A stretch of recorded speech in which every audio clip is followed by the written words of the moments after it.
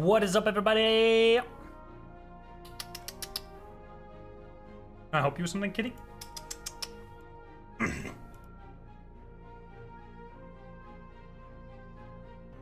What is up? How are we doing, friends?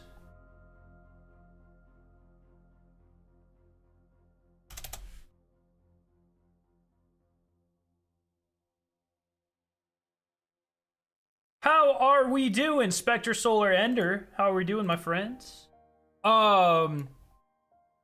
Heresy is looking pretty baller. So that's sick. Yo, G Smith, what's up? I have a feeling Bungie's cooking something huge for Tuesday. It is looking quite promising. I'm not gonna lie. I'm very, very, very happy with everything we've seen so far. So, I'm having a good time. I'm having a really good time because of that. What's up, everybody? Hope you're having a good day. What do I need? Super, void, supers. Okay, we're gonna do void supers. Hope everyone's having a good time. We're just gonna. I am so close to max triumph score. I literally just need this. This is all I need. 330 not even 330,000 XP. We're gonna get that this stream. Do a couple pathfinders, and Bungie also gave a seasonal challenge, which this should be like 100k by itself, I think. So, I'm gonna get a pathfinder, maybe two. Join on someone, get that. I need to do some bounty prepping. I need to do a lot of bounty prepping, actually. I will be out of town tomorrow and Saturday. I'll be back Sunday, so I have Sunday evening and Monday to bounty prep, and tonight. So I do have a lot of bounty prepping to do, but Destiny 2 community will be bored with HERESY, spell it right, by week 2. Thanks for your input. I really appreciate that. Have you seen Toad Smoothie's stream? Cryptic puzzle going on? No, what are you talking about? For what game? For Destiny?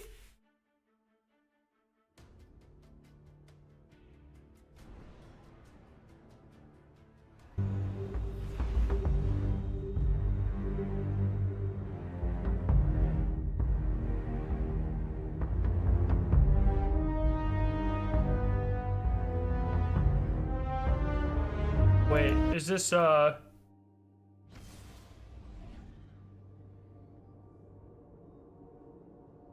really confused what's going on. Have people solved anything?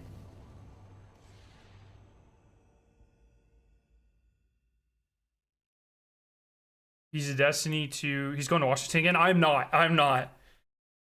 It would be for more than 2 days. Hopefully it'd be for more than 2 days. He made a community post alluding to it being an ADF-GVX cipher. What is this for? Yeah, like, Kezi. After this game, I'll take a look. Fuck it. If he's a Destiny guy, he's got 130,000 subs. I respectfully have never heard of Toad Smoothie, and I am quite confused how that is, because this channel does numbers looking at it. The zones are yours if you fight for them, Guardian. How have I never heard of this person? What?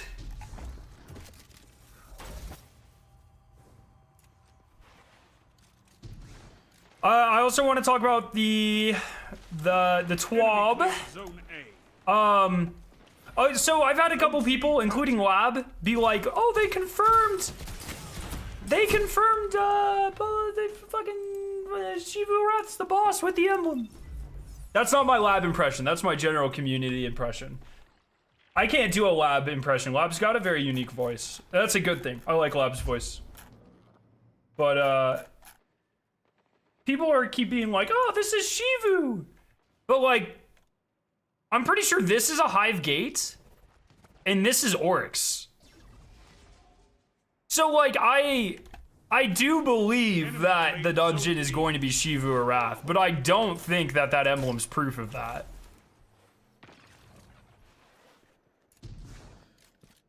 What about the eyes? Like in the portal, you mean? Plus, it's not even, that's not even a, like that emblem isn't even associated, right? That's just for having, that's just a general emblem for having just stream up anytime that month. Out of the 3 emblems in the TWAB, that's the one that's not associated with the dungeon. Zone advantage is yours. I think it's just like abstract, dude. I don't know. Gains the lead. Zone C lost. Whoa! I turned right as he was coming around the corner, and that's goddamn tragic. There are too many people here. Zone A captured. You have zone advantage. Oh my god, hit your shots, kid. Kid being me, not that guy.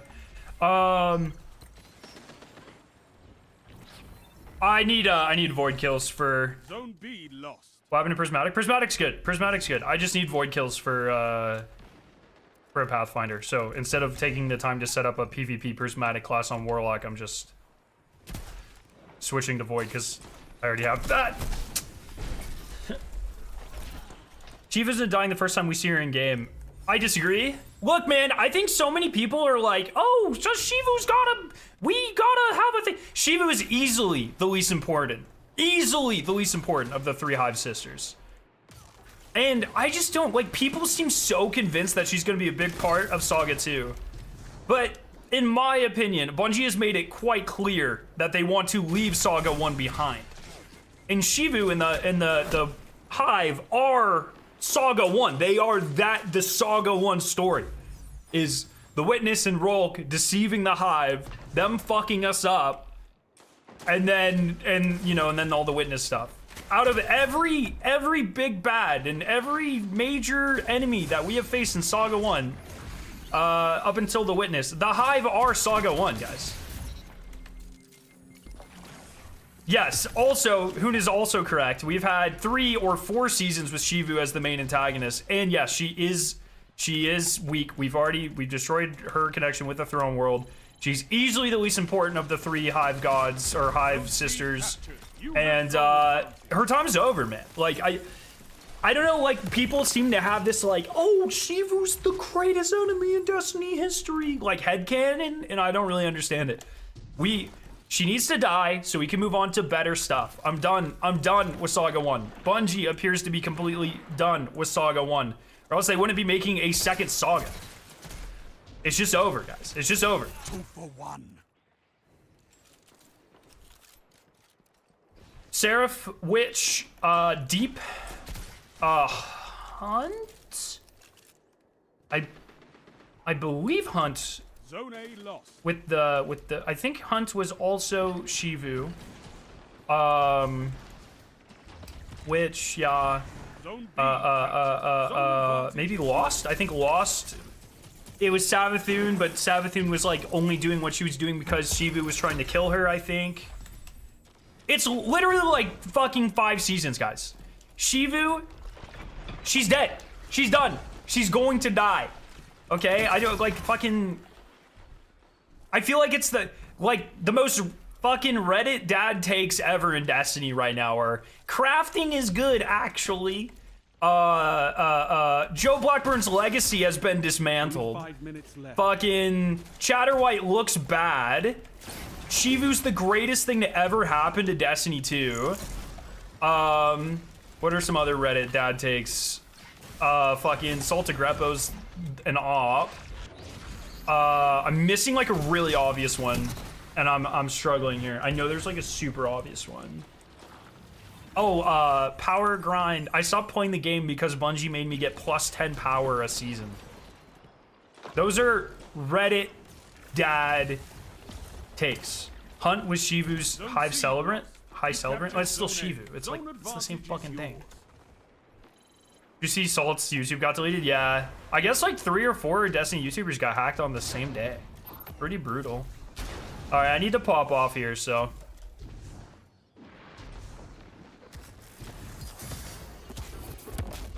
Whee!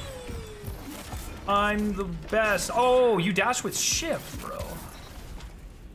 I forgot that you dash with shift. No, no, no, no, no. And you're really slow in this subclass. I don't like that at all. That is not a good subclass. It's good. It would be good if I knew that. I was trying to sprint and I was dashing. The power grind argument is so weak. Everything I just, literally everything I just said in a mocking tone, all of those are the worst things I've ever heard. They have zero substance. It's all fucking just like the only way they're. I don't even know how to describe it, dude. They're just bad takes. That's all I got, man. That's literally that's all the time I'm gonna dedicate to this. They're just bad takes that people like the fucking hive mind has convinced themselves that it's a great take, and they reiterate the same bad talking points about how Joe Blackburn's actually their dad. I love Joe Blackburn, don't get me wrong.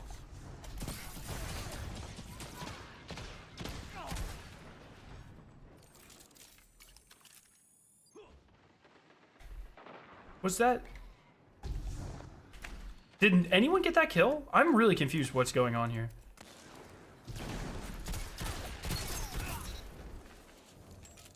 Yo, David, what's up?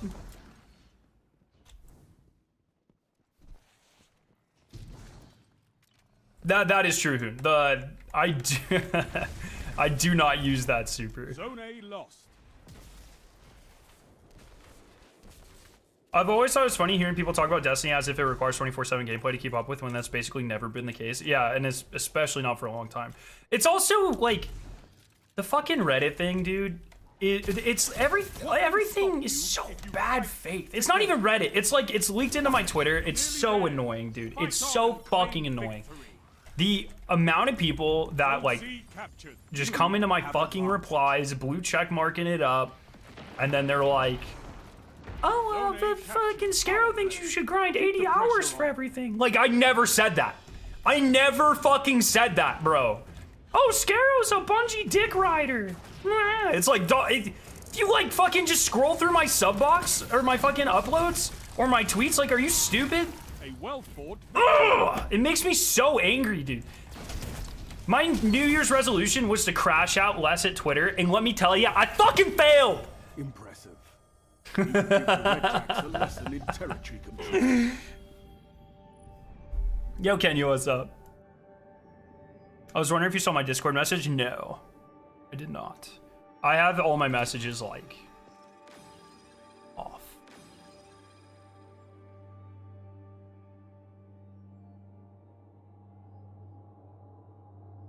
I'm currently making a spreadsheet for new and returning weapon players for weapons to get. I'm currently working on it now. I was wondering if you want to look at it when I'm done. Yeah, it's fine.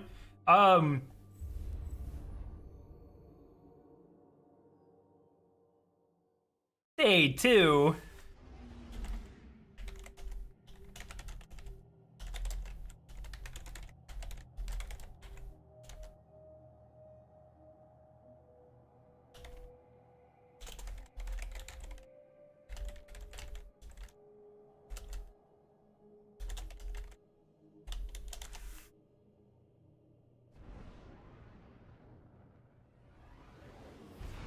Did I say that out loud? Sorry, I don't know what the fuck. I was replying to Chemo. Anyways, what's going on here? The Eris Morton season, the witch ending cutscene was kind of weak way of dealing with Shivu. Yeah, that's why we're gonna fucking kill her in a dungeon. You know what else is a weak way of killing or fucking dealing with Shivu? Killing her in a seasonal mission. The only thing I do think is that crafting is good for a game. It's just a bit too accessible. There needs to be a way to not invalidate similar weapon rules without crafting being all or nothing. Look, I've said this a couple times. I don't detest crafting as a whole. It's a very hyperbolic stance I like to take because it's funny. But I very commonly say, and literally said like 2 days ago when I streamed, crafting is a great catch-up mechanic. It's a really good way to reinvigorate old content Oh my god, my man's on top of the fucking skybox. Reinvigorate old content is great. Crafting should never be in new raids, and crafting should never give you best in slot. They should give you weapons that are good enough to do like most things, I guess. Oh, hit your shots. But crafting should never invalidate the grind for regular weapons. Now, does that mean, listen fucking here, Reddit, does that mean I think every weapon should have 23 perks in all 4 slots with no RNG mitigation? No, it fucking doesn't. Bro, I never said that. But a focusing system, a well-done focusing system, you can fucking go Glaze Menagerie focusing all you want. I like Onslaught focusing, or even Hunt focusing. Hunt focusing was really fucking good, actually. All of these things with a chaseable cosmetic variation as well, like Onslaught into the light, will always be better than crafting every time.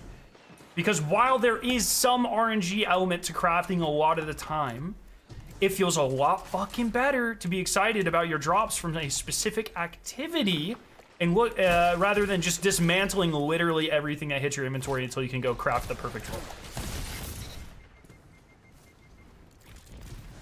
This just in, Scarrow hits casuals. Yeah, fuck him. So if someone could clip that and post it on Reddit, where with the title like Scarrow says "fuck you, Reddit" or something. I'm just kidding. I'm just so sick of bad faith arguments, dude. I really am. I really fucking am, dude. A fire team that fights together stays together. Those specific forms of focusing are essentially crafting light. No, no, no, no, no. They achieve similar goals, which is getting players the roles that they wish, or close to the roles they wish. The difference is the mode of delivery of said roles. If every single activity has crafting, if every seasonal activity has crafting, if every season fucking raid has crafting, if some of the dungeons have crafting, then your loot structure looks exactly the same. It's always get a gun, dismantle immediately. If it's a red border, you dismantle it. If it's a regular weapon, you know, without a red border, dismantle it, because you'll just get the crafted version. That caused stagnation across even various, you know, different loot pools in various different activities. Your mode of looting is identical versus different types of focusing, different amounts of perks that, you know, you can get on a weapon, the cosmetic chase thing that I mentioned as well. It adds variation into the looting experience. Not everything should have the same drop rate. Not everything should have mitigation. You know, some mitigation can be, hey, these guns are from playlists and they always drop with 2 or 3 perks in both columns. Some mitigation should be, hey, you can focus specifically for this weapon. Some mitigation should be, hey, you can focus specifically for this group of perks on this weapon. That sort of thing. You know, have variation in the looting structure. That is incredibly important when a game like Destiny feels so fucking stale, because loot is always the same.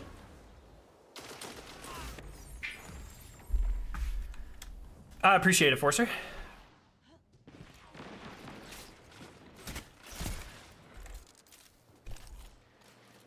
Yeah, but I prestige more for that vendor. I should have more triple perk columns. The fuck does that mean? That's literally what that's how it works. I don't know what you're saying. Weapon and perk focusing, which usually do have to be progressed and earned activity already, versus red borders, which is a grind for a little while and then get your weeklies. Yeah, and that's another thing. Red borders can come from vendors. Once again, I literally do not believe a single person that says they stopped playing or they played less of a season because of the removal of crafting. Because for 2/3 of echoes, the red border grind did not require you to play the activities. You walked up to failsafe and you turned in engrams, or you walked up to her once a week and you grabbed your free red border. They did not require you to actually play the activity. So anyone who pretends like that grind caused you to play more is either lying to themselves or lying to you, or both. It's a crazy, crazy, crazy thing to say. So there shouldn't be one system that is universal across all weapons? No. No, I do not. I personally do not believe there should be. But like, what if weapon tiers are that? Weapon tiers are not a way of looting weapons, right? Weapon tiers are another, I think, like oh fuck, it's not the super I thought I had. Can I kill? Yes, you can kill through walls. That's sick.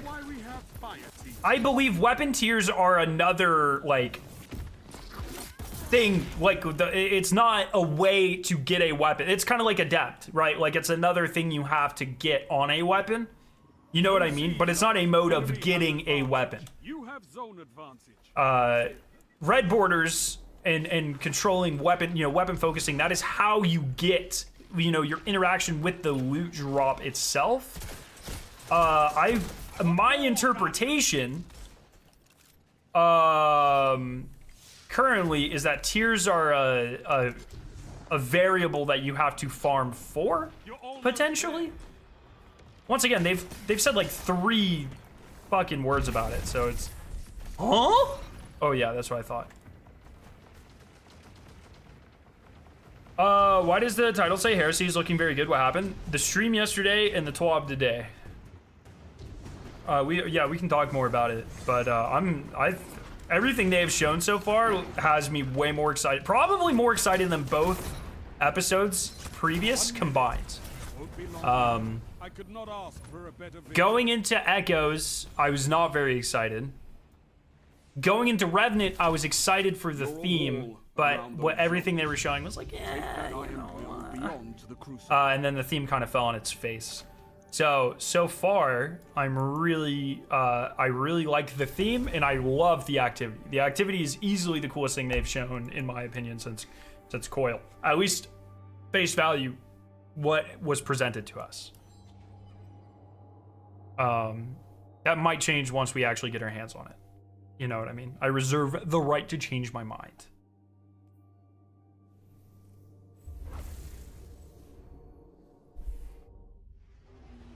Plus 20 for this season. I'm very close.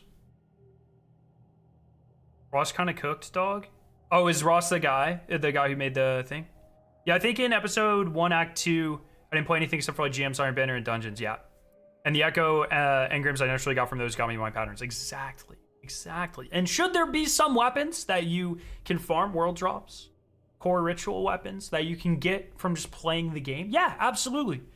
But you should not be able to get, in my opinion, if you can get the perfect seasonal weapon without interacting with the seasonal content, that devalues seasonal content. I think the reception of Tomb of Elders or Contest of Elders is a great example of this. I think that is a fantastic activity. And I think so far, Contest or Tomb, the longer one, is probably the best seasonal activity that we have gotten this year. Not that there's a lot to choose from, I guess it's one of 4.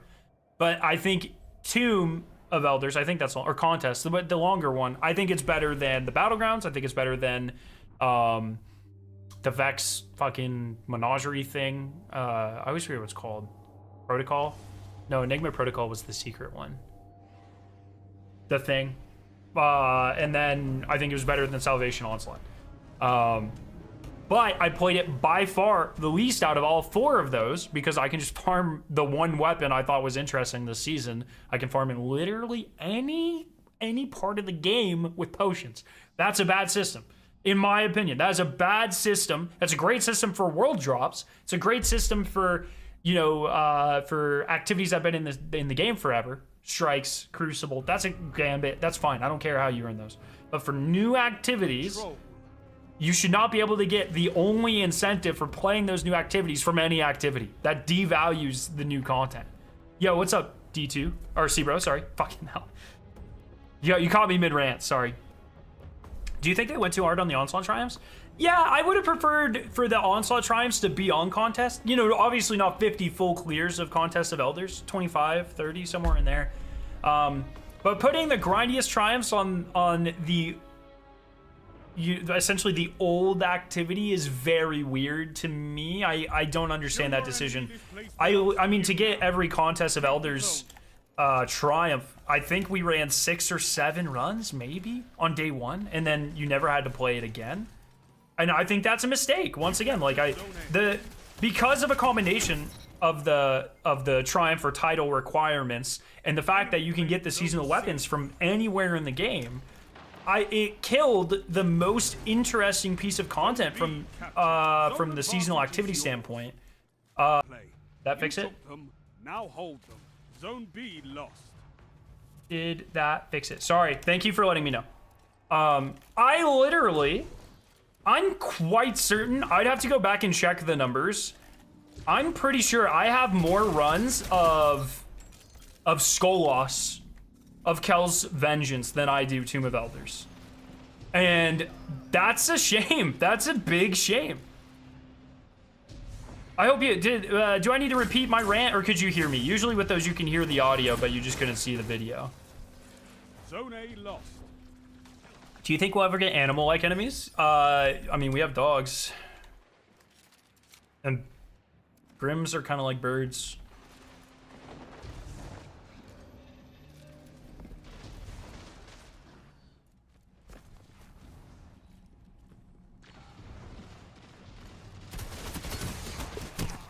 Something funny, when Bungie was speaking on crafting back in Witch Queen, they said they didn't want it to be like going to a place, getting grass, and turning it into a gun. Well, that's literally... And I think part of the problem... It's so hard, man, because I don't want to sit here and be like, well, actually, if you have the mentality that everything should be crafted, you're toxic, you're killing the game. I never want to be like that. People will act like that for me, in my opinions, because I like grind, or I think you should actually interact with the game. That makes me like Destiny cancer or whatever. I try not to push similar viewpoints like that. Like I try to be a little bit less personal attacky and more critical of position. But that being said, I do think that the game has fostered too much of a casual mentality surrounding actually playing the activities. And kind of Dado's, everyone likes to be like, oh, Dado had the greatest point 4 years ago. There's so much to do and so little reason to do it. I feel like that's it. That has only gotten worse.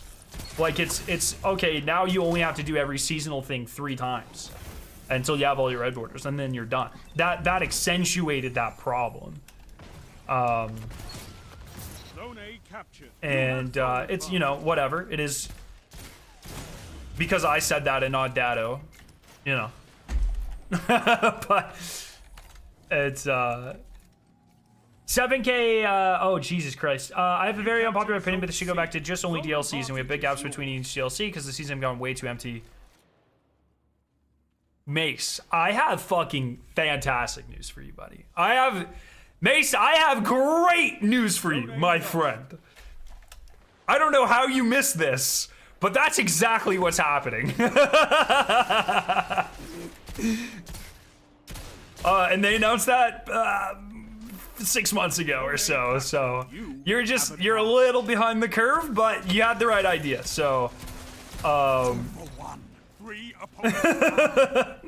and not only is that exactly happening, it's happening in just a few months. So it's happening like really soon. So, you got good. You got it. Yeah, but listen, Bungie says a lot of stuff, but that doesn't do it. No, like they've already we're like gearing up to do it. Like it's already been announced. Like it is already happening. Pre-orders are gonna happen any day now. Oh my god. I like Hunter better, bro. What's your favorite Avenged Sevenfold song? Not Ready to Die, probably. I like it when Avenged Sevenfold goes heavy, which they haven't done in a while. I really didn't like their last album. But I'd say like either Not Ready to Die or Second Heartbeat. Keep it up. something like that. That's toxic. What are you playing Crucible for?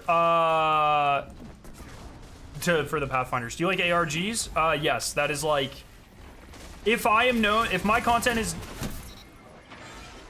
if I'm known for one type of content, it's sure as fuck not Crucible gameplay. But I would love to be known, and I think I'm starting to get there, but I would love to be known as the guy who solves puzzles. Or like one of the main puzzle solvers of the Destiny community. That's my end goal. Is like the guy who should be a virgin but somehow has a very beautiful wife. And the puzzle solver. And the music guy. I like doing that too. Those are my goals in the Destiny community, okay? I think I've accomplished all of them.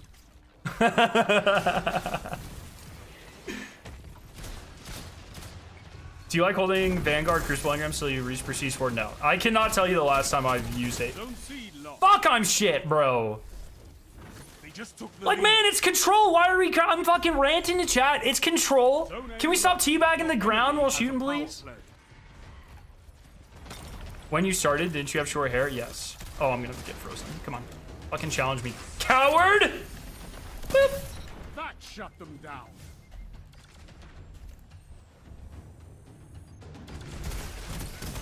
Yeah, teabag that. Rom. Zone B captured. Oh, we're so back. Bro, if I was Joe Blackburn's legacy right now, I would be a crafted weapon, holy. Oh, never mind, I'm shit.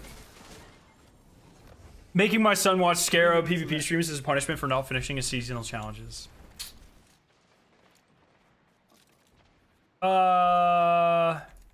Yeah, I actually have Toad Smoothie's thing pulled up. I forgot that I was supposed to do it a couple games ago. I'll take a look.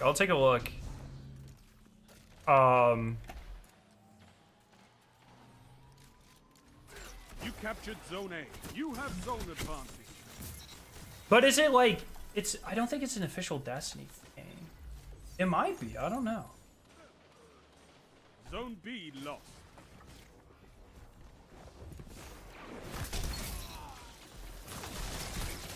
Two for one.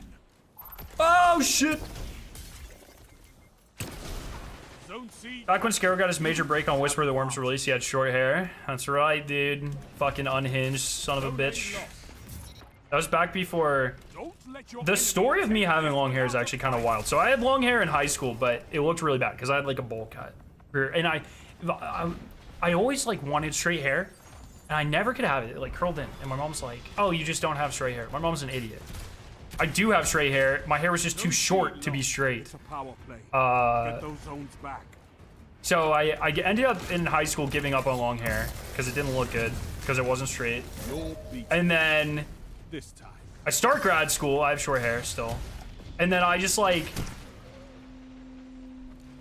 got really stressed out and forgot to cut my hair. Really? Maybe next time. And then it got long. And then it was straight. And I was like, fuck, this is sick.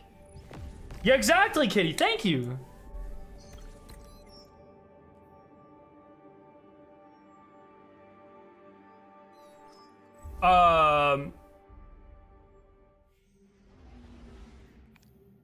Mama Scarrow just called straight. I don't like my mom.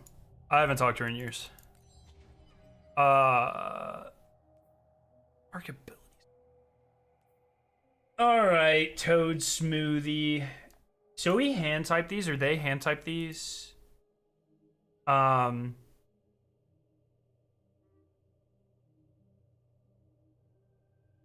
think they're also in the... So the first place I always start, there's this really cool, I think is it this one? Yeah. It's a really cool site that'll just kind of like brute force things.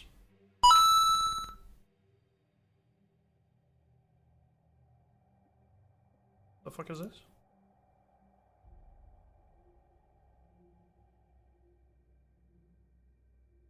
Well, it solved it. I think.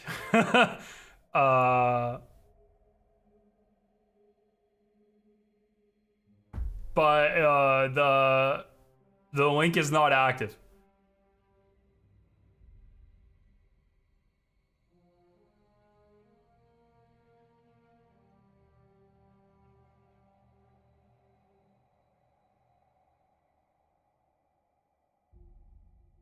I think it did. I'm trying to see how it did that.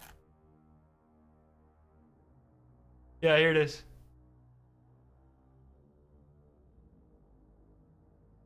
What's the parentheses 3 for?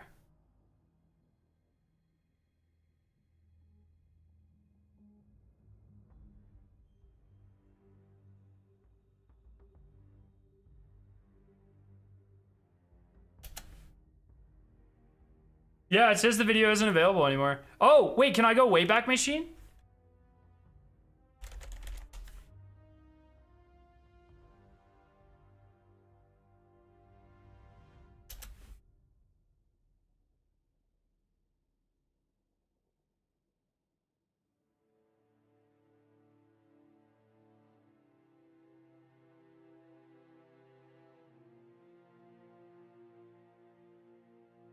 What?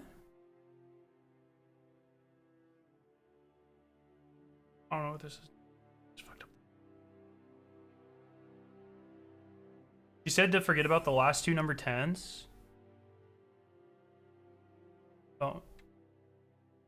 Is that at the very end?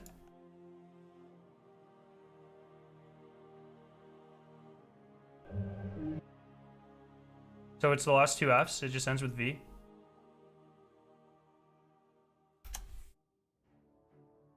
Still not available. Wait, why is it doing that?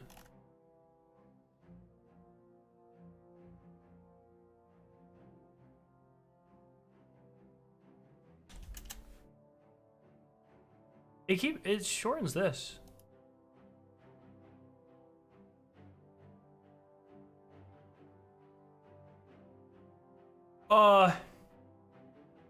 Yeah, so what is that? It's a Caesar cipher of 23, looks like.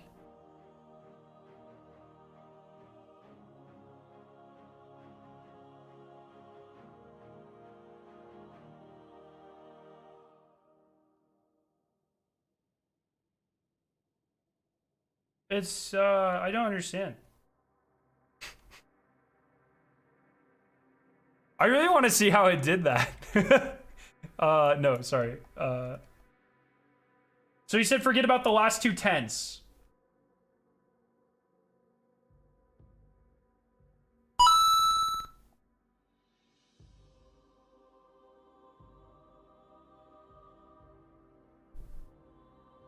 Go to stream as pinned messages. Oh, caps matter.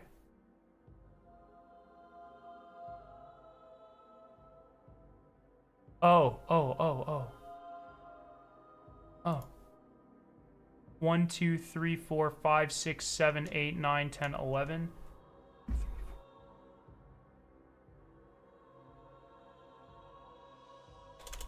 X, A, D, D.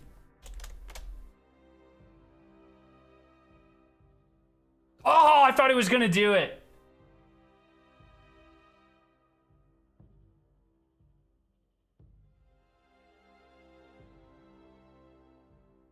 What you got for me, dude? See how it took longer there?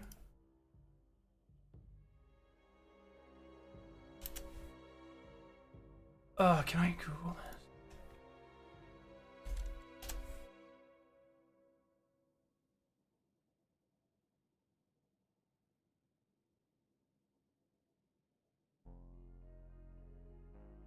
I don't think it's official.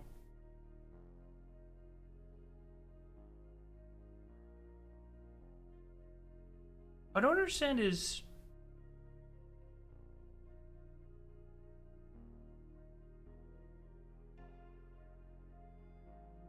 Did you watch Chris Ramsey's video? I don't know who that is.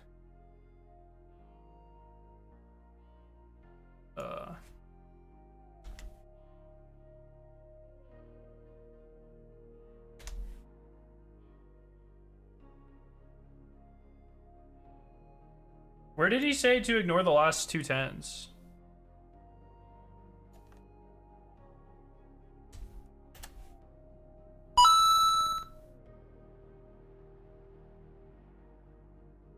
I want to check the community tab. Not official, by the way.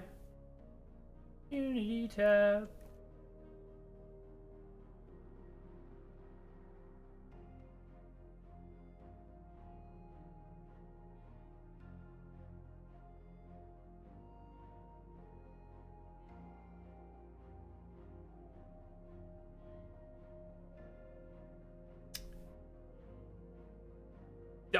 Toad, did you actually say to forget the last 2 10s or no?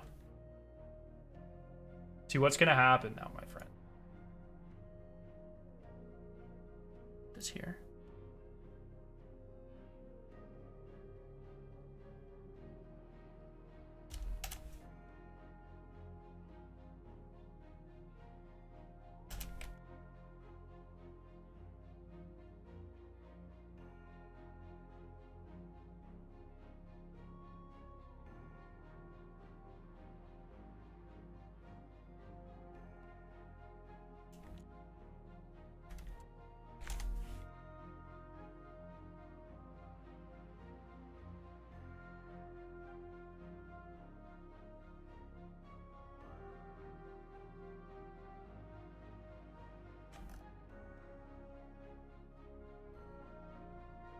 Meow, meow, meow, meow. Meow, meow, meow, meow.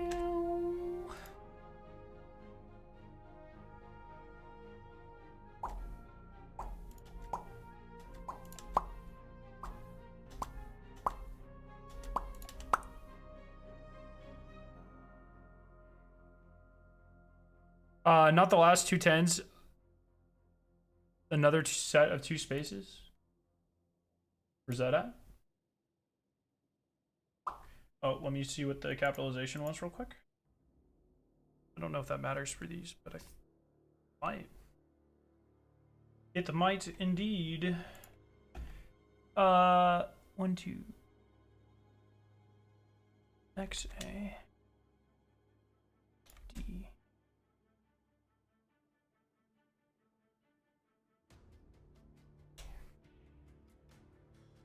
Isn't that lobby numbers? What do you mean? See, I had to forget about the 2 blank spaces at the end. Oh, I see. Okay.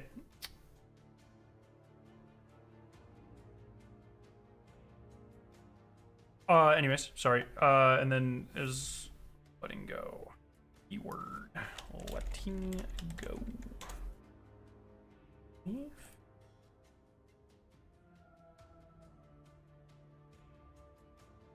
Okay, something's wrong. What's wrong?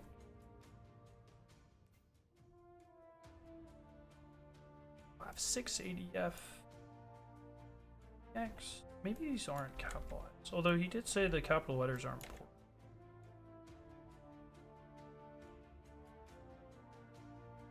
I don't really know how this cipher works. And what the fuck is this? I'm not familiar with this this type of cipher. Oh, here we go.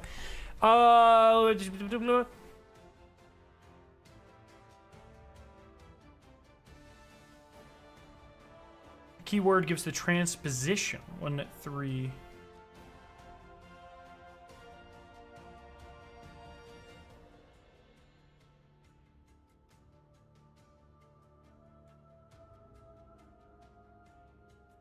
Bruh.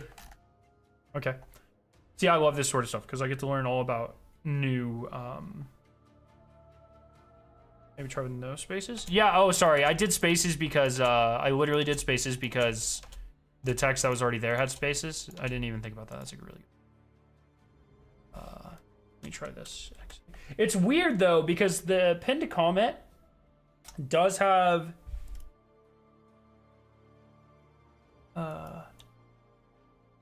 A. D.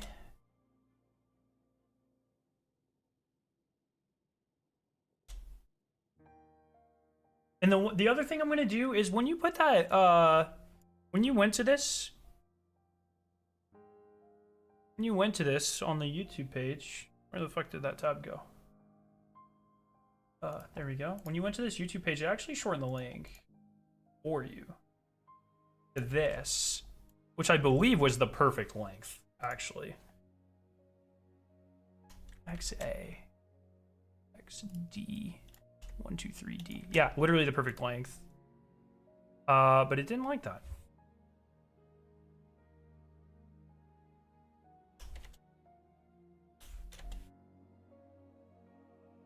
I don't know what this is for.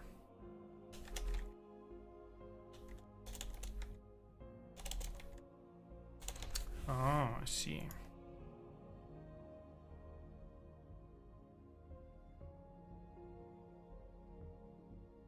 Valid characters.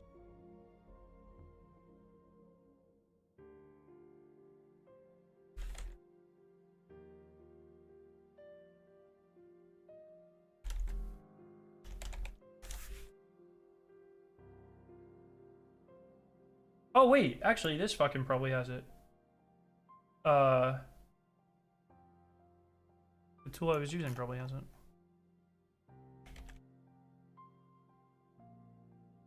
X A D V.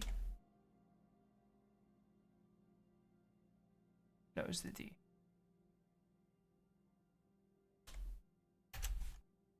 Oh.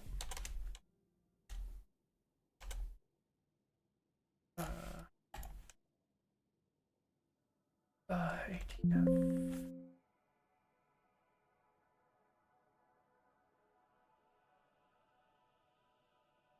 I actually don't know if this has this. Yes, I don't know. It's either this or grind fucking XP, which I don't want to do.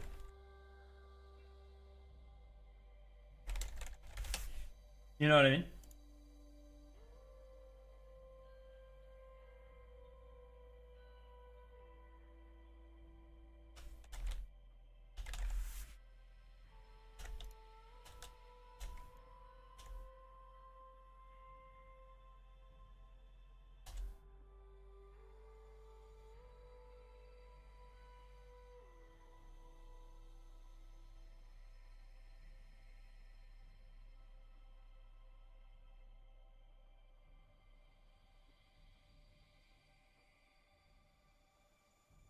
Maybe it is the full code.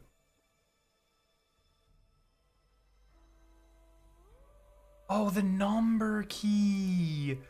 Sorry, you're fucking right. I didn't even fucking... I forgot there was a second picture. Nice.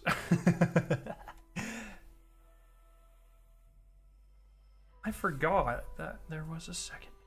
Okay.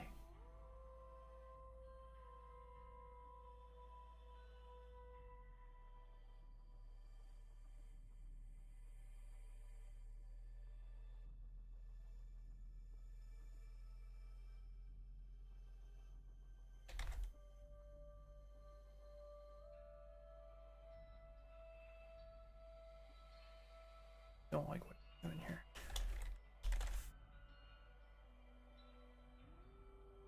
This tool is not making it very clear what's going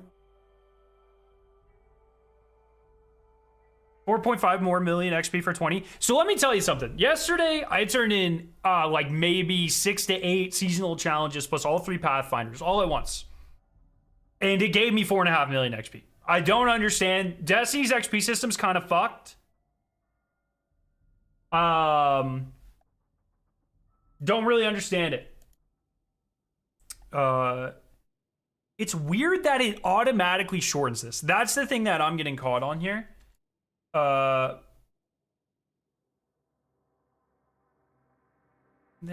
me try this in a better way here. X, D, E, A, F.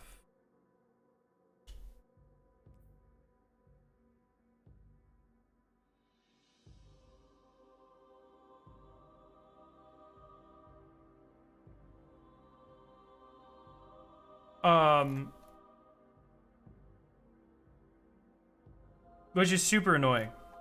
I'm gonna go back to this guy. I like this guy.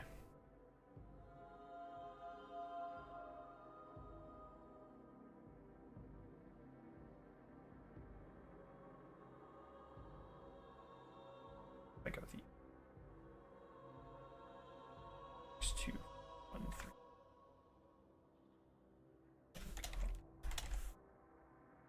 What's this undefined guy?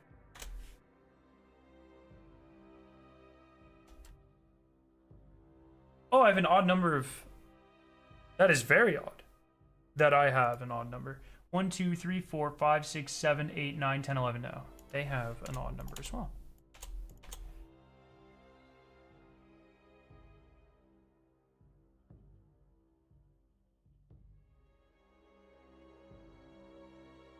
Oh, someone got it.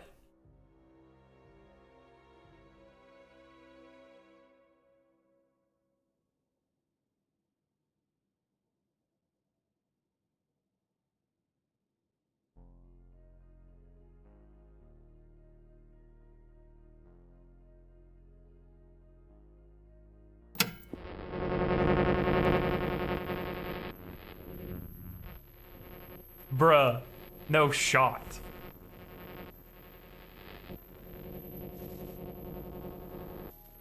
This is fucking sick. Do you like Taylor Swift as much as ATP? No, I do not like Taylor Swift. I am a metalhead. I don't have anything against Taylor Swift. She's fine, but I'm not gonna put on Taylor Swift music.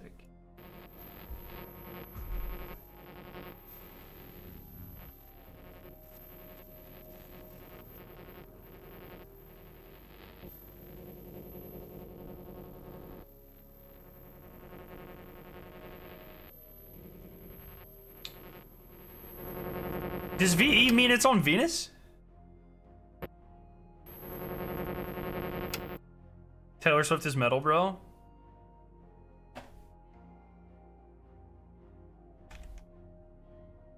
Bruh, I'm having fun, yeah.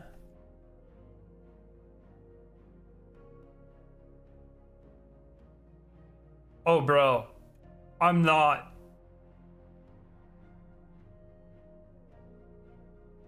My ass is not getting my Xbox and plugging in fucking Destiny 1, dude. I draw the line at making me play Destiny 1. That was a fun ARG. I applaud you. My ass ain't doing it. Okay, have fun. Have fun, Toad Smoothies community, okay? Not for me. Boom. I'm cutting it off. Prefers genre metal, modern metalcore. Don't worry, you don't gotta do anything else. Let's go.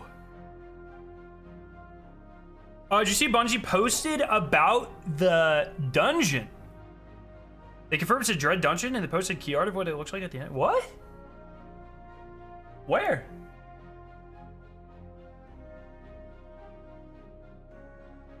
Where the fuck they do that?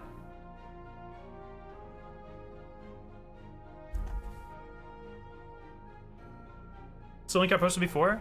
Bro, repost that shit. What did you mean by the levy numbers? Oh, there it is. Never mind, I found it. Thank you. Some dungeon images. Oh, fuck. Oh! I'm fucking having a bad time. Oh, big shot. Okay.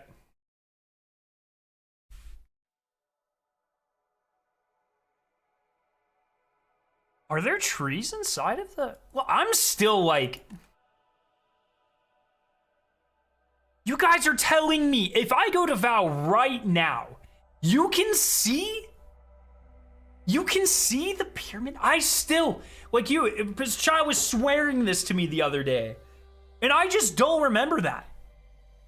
624135? Oh, was that? That might have been Levy. I see. Bro, I don't remember that shit at all.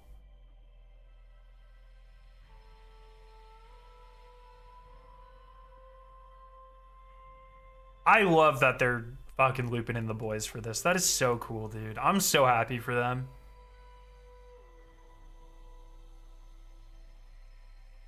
I've been a CB Gray fan forever. Let me finish this XP real quick, guys, and then we'll read the TWAP and we'll go over the dungeon, I promise.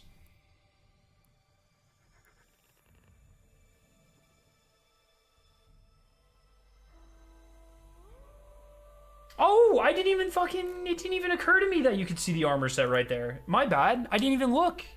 Let me pull that shit back up. Damn it.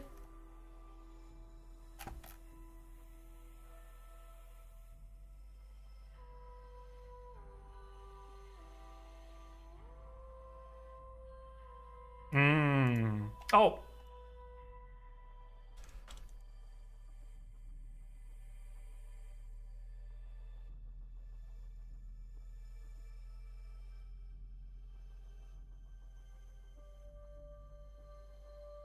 Is this not just the Eris Morn set? I think this, I don't know if this is the... This is just the Eris Morn set, guys.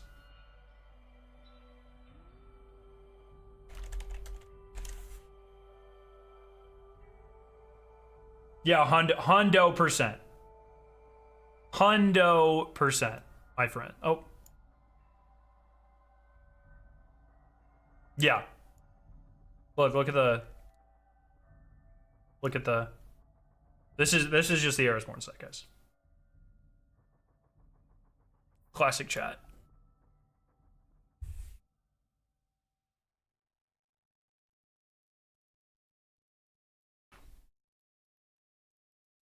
What was the code you're deciphering? Toad Smoothie had a little community ARG, which is pretty sick. I would love to do something like that one day. I'm just such a slut for solving puzzles that I would be jealous of you guys solving my puzzles. Oh god. The thing that I would love to do more than anything, the lead up to Black Ops 6, Raffle Waffles going on the... I'm like 100% sure he set that up himself, going on the thing, but like, holy fuck, dude. If Bungie was ever like, hey, Scarrow, use all 3 weeks of your PTO, you're going on a fucking multinational scavenger hunt for content, holy shit, I would do that like literally so fast.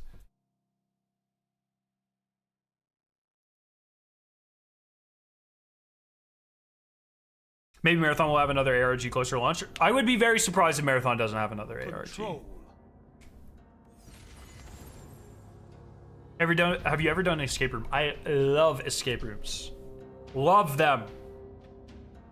That sort of shit just gives me like, ugh! You know what I mean?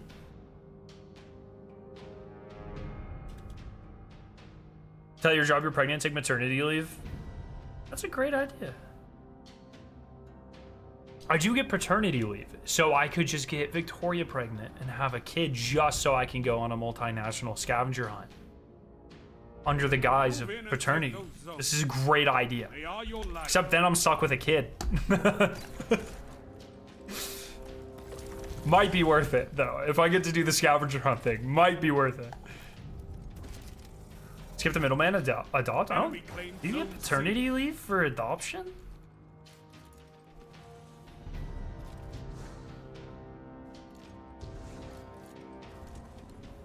I don't know if you get... Is that a thing?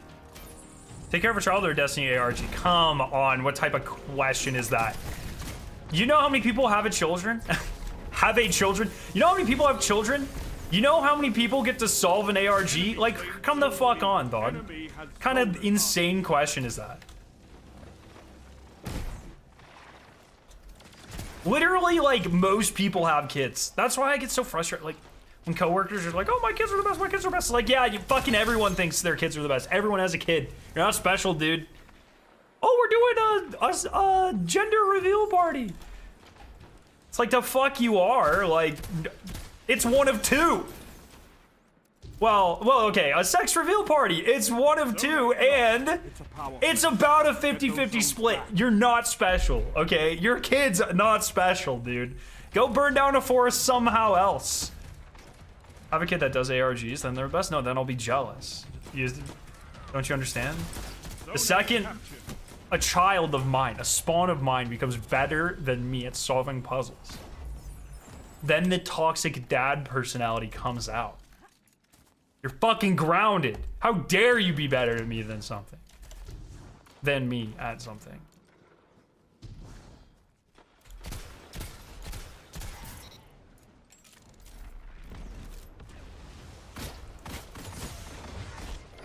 ARG reward is a kid to raise? That is not fucking a reward. Hello? Congratulations! Here's a financial and time burden. Okay, thanks. That's great. That's actually fantastic. It's an awful present. This is like when those commercials. It's like these commercials where it's like, Merry Christmas, I got you a car. It's like, oh, you got me a monthly car payment for Christmas? That's toxic as shit, bro.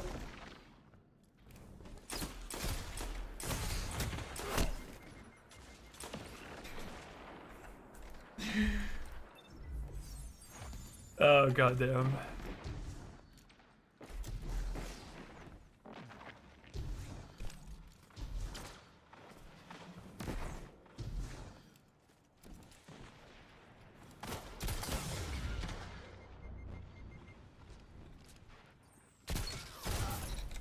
That was my kill, Atlas. Toxic. It's like giving someone a fish with asthma. That is a really, really good, like, visual thing that I'm going to steal. You have zone advantage. I need art kills, so I'm just going to start meleeing people. And that's why we have fire teams. Yep.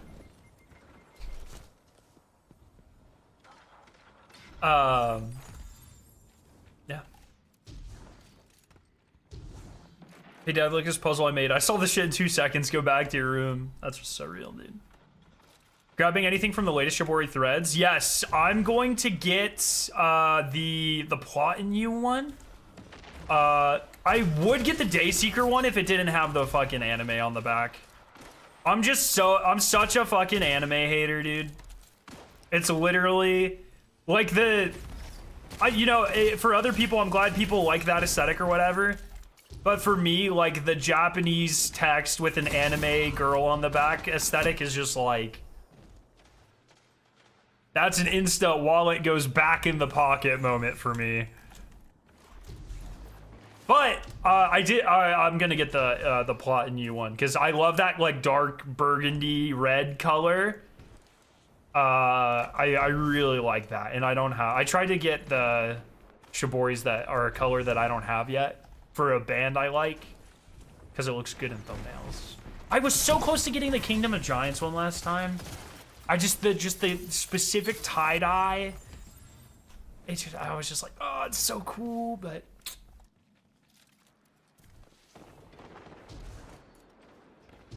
I hope your kid becomes a weeb. That is fucking insane. Someone ban that guy. 5 minutes remaining. How dare you say that to me, dude? Is your PR solving Rubik's Cube? A minute and a half or something. I have not done it in a long time, and I know like the basic bit strat, like the 4 corners cross strat. I don't know like the speed strats or whatever.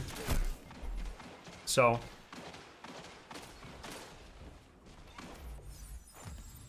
Like supporting those bands, yeah. I do hope, like, I have a number of bands that I want that. It's the same thing, like, look, they finally released an Ice Nine Kills one last time, and it had the cringe-ass spikes on the hoodie, and I was just like, oh, no, my favorite band, I literally can't buy this hoodie.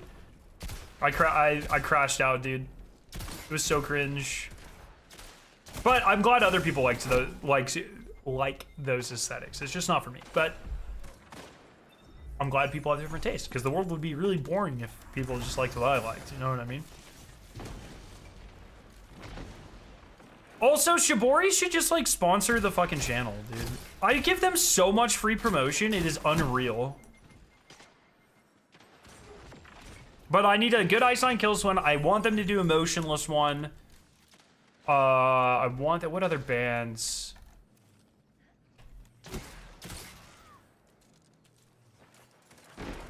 That guy just jumped straight off the map. Running through them all in my head.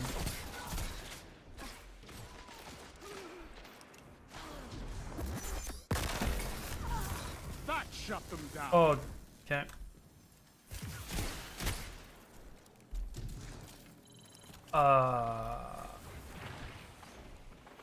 Spirit Box has a couple. Beartooth has a couple. Microveil had one. Trivium had one. A bullet one would be cool.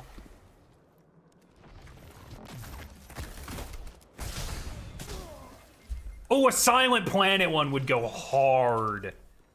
And I think they did invent animate. I think they did it before I started buying them. Or they did it recently and I didn't like it. I don't remember which one of those it is. But yeah, a Silent Planet one. I'm down for that. But yeah. So I'm going to get this Pathfinder and then I'm going to join someone for the XP, and this hopefully wraps up the Triumph, or it's really close. Sup, nerd? I should have lightninged them for the lightning kill.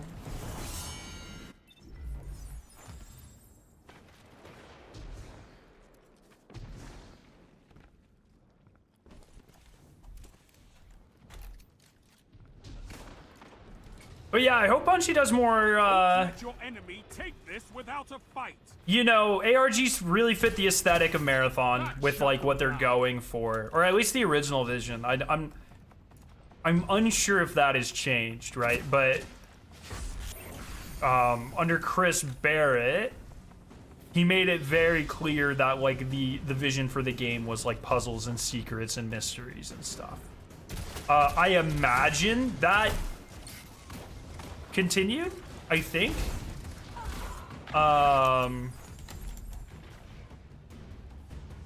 In terms of like in the marketing and stuff, but I don't know. Defeat Very interested to see. comes for So, us all. yo, what's up, sweetie? No, that's not what that means. Unfortunately, that Triumph is still broken. I consider myself like, if you don't have max Triumph score, solely because Bungie will not fix a bug, I do not consider, like, I'm not gonna hold that against you. You know what I mean? Please tell me I completed. I played really fucking bad that game. Did I complete the Pathfinder?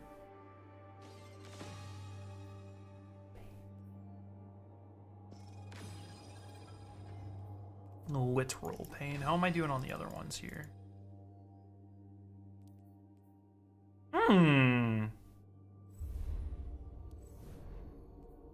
I'll be able to do the Vanguard one. I love how some of the nodes complete each other, and that way I can play Crucible and get other Pathfinders as well. I think that's really cool. I really wish ARGs were as common as they were a few years back. It's hard, right? Because I think it just takes, like, you have to be a really big company for it to work. Like, it's a huge investment, and the whole purpose of an ARG is to get people excited. You know what I mean? How much XP you need? 350? 320? Less than 300? I literally think one Pathfinder, one seasonal challenge is going to put me over. I don't have the double XP, but with XP being as fucked as it is, I think I'll be okay. Can you bounty prep Pathfinder? I presume no, but that's a really good question. I think Pathfinders are, they're like dictated by the seasonal burns, right? So I don't think so. Like this season, it's Stasis, Arc, Void are all the Pathfinders. So I don't think, I'm not sure when they reset. I don't know for sure, but.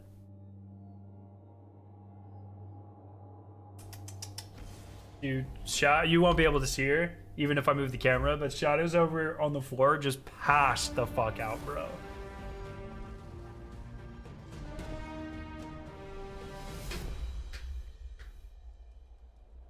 Yeah, what they're asking, Hoon, is if you can keep them and save them to next season, but I don't think you can.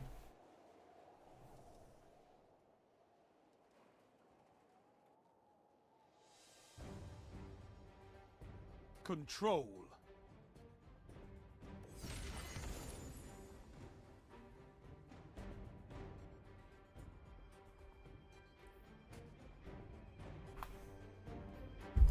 All right, couple arc kills, and then we're good. All right. do hope, like more than an ARG, I hope we get a big community puzzle at some point in Destiny. I think Vespers Host was a really great puzzle, and I consider that a community puzzle. Maybe others don't. You had to be quite far in the dungeon quest to even be involved with it, and maybe that's part of it.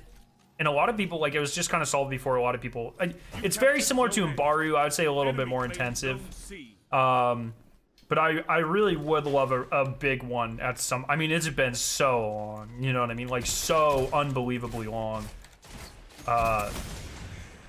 So I would love to get one of those again. I'm not sure if we ever will. Like, it's the vibe I got talking to people, Bungie devs and stuff, is that it's usually just like 1 or 2 devs that have an idea and take it like upon themselves to do it something really cool.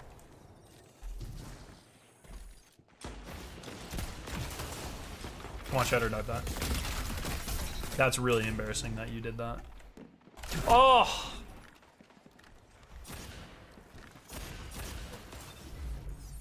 Pathfinders don't carry over from week to week, let alone a whole season. There you go. So, yeah, I didn't think so. I just wanted confirmation. Zone advantage is yours. I do think that the narrative and like setting for Heresy is the perfect example, or sorry, the perfect opportunity to have something like that though. I really think like, okay, if we're gonna do something, you know, some Ascendant Hive God puzzly thing, Dreadnought season, the final launching pad into the new saga, like.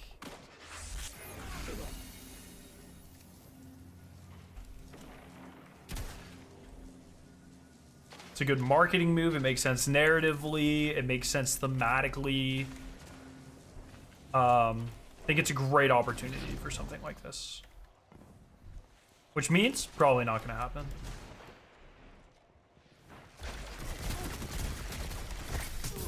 Your enemy can't kill if What are your thoughts on them bringing up the VA stuff? I'm interested in reading that, and I want to learn more about that. Because I'm not sure like how much does that end up being a Sony decision? Is it like, I'm glad they didn't recast anyone, you know what I mean? And I'm glad, holy fuck, can you imagine if they decided to go AI or some shit? Holy, thank you for not making me have to fucking boycott your game, Bungie. I really appreciate that. That's great. Good first move. But also, you should just, like, let people fucking unionize and sign an agreement saying you won't use AI, and then we can just get back to, like, doing normal shit. I feel like every enemy has its own segues for ARG stuff. Like, potential or... Oh!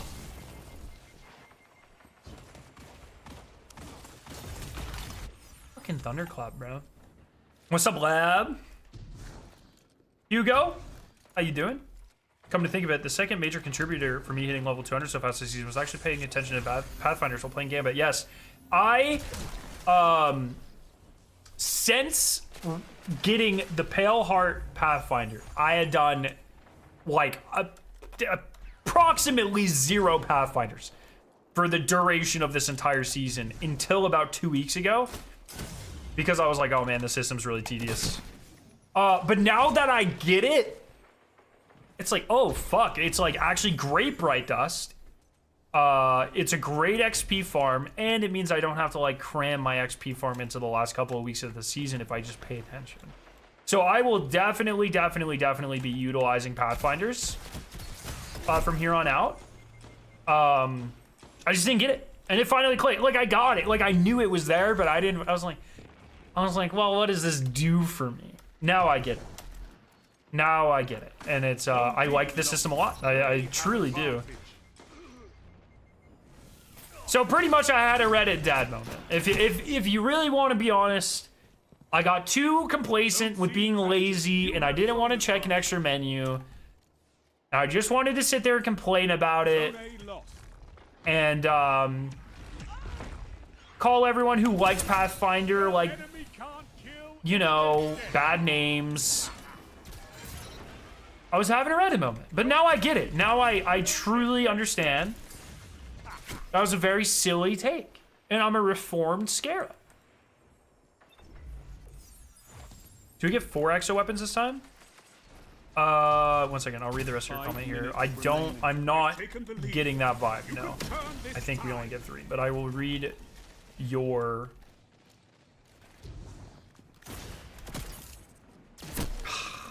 Wanted to pop there. Bungie said, trace the season pass. They don't want to reveal how we get the SMG. At least exo exotic mission and dungeon. No, I think the SMG is... I'm like fairly certain that's the exotic mission one.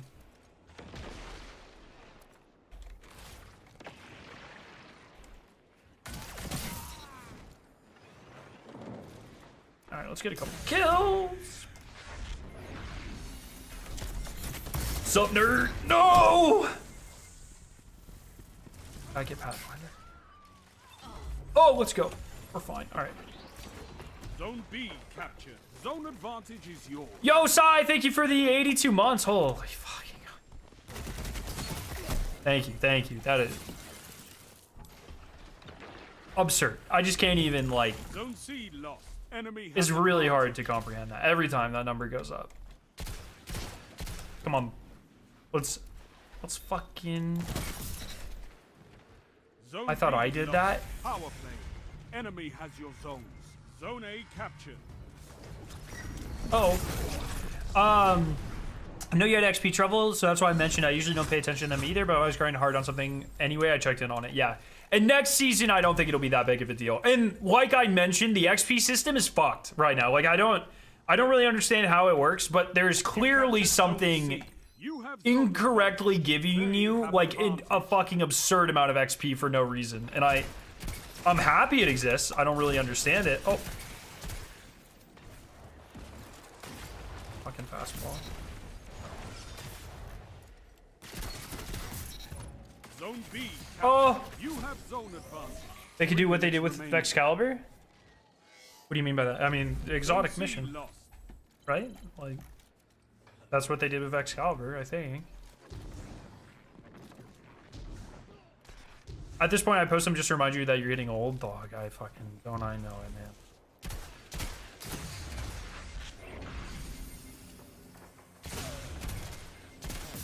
Zone A captured. Zone advantage is yours.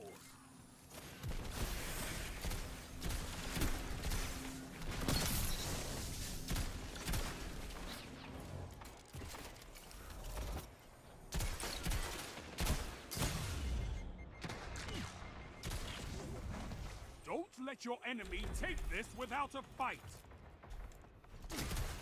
Bruh, that was just the most unfortunate timing. I'm guessing it's not an exotic mission. I'm guessing it's like calcified fragments. Zone A lost. Enemy has advantage. Why do you think that? I didn't hear them say anything that made me not think it was from the exotic mission. Well, like, we already know we're getting an exotic mission. We know that for sure. It was on the roadmap. Like, we know guaranteed we're getting an exotic mission. Because they're being cagey about how you're getting it? That was just not my interpretation of the conversation.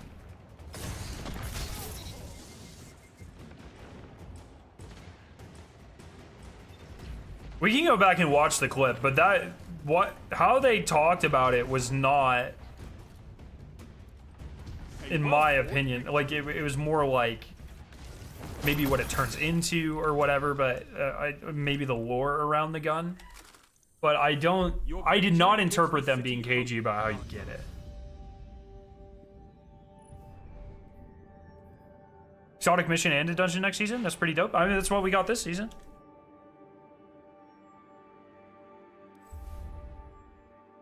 Hell yeah, lab. Oh no. Hi. Oh no, I'm out. My postmaster's completely out of space, which means I just lost some good stuff. Hi.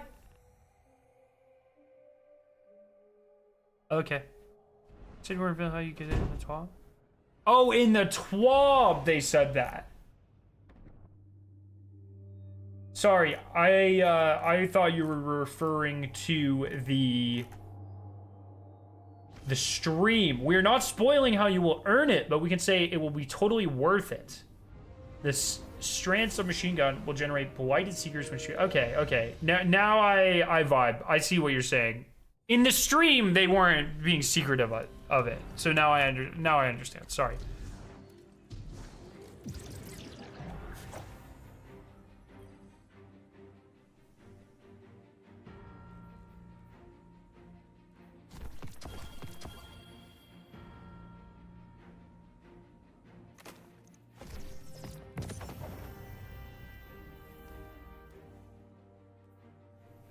Four exotics is possible. From the stream, my uber copium is from the stream, the way they talked about this being a proto weapon of sorrow. It almost, like, if we weren't in the era of extreme predictability in Destiny, it almost seems like the gun would evolve into something else being a proper weapon of sorrow. Now, my friends, that is not the world of Destiny we live in. But the way they talked about it was like very...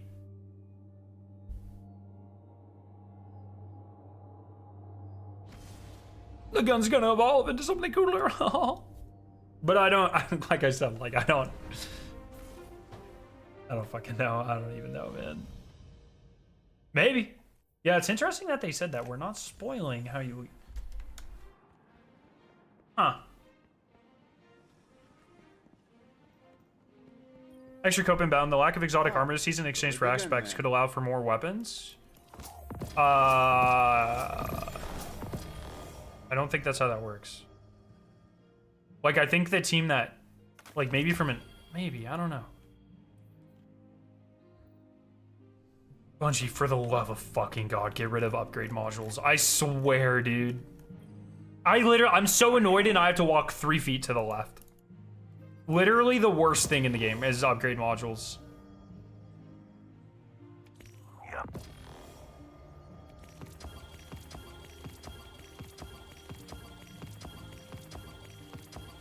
Done and done.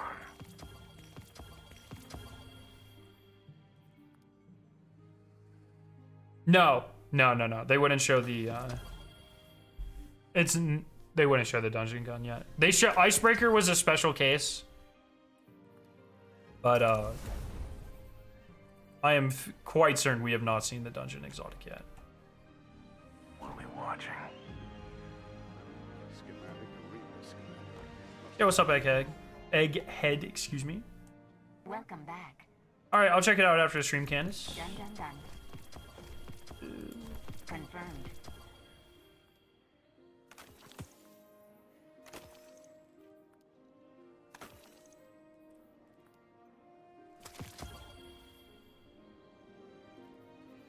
Transfer. Oh.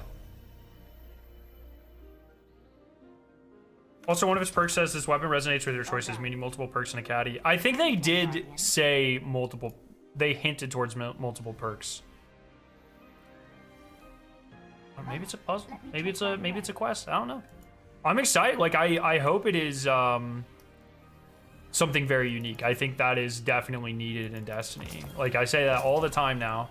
The number one thing that Destiny needs is not exotic armor. It's not more strikes. It's not more gambit maps. It needs surprise.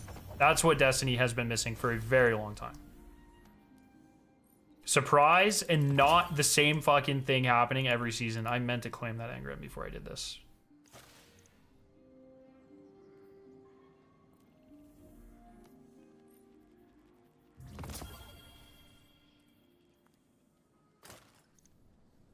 Whenever you need me again, Guardian.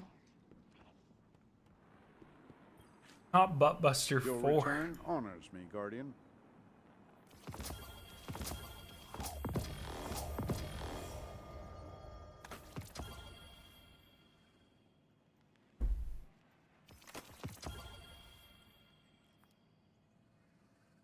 Yeah, we were just talking about that, Ishmael. I hope so as well, but I'm not going to hold my breath, but I think that'd be awesome.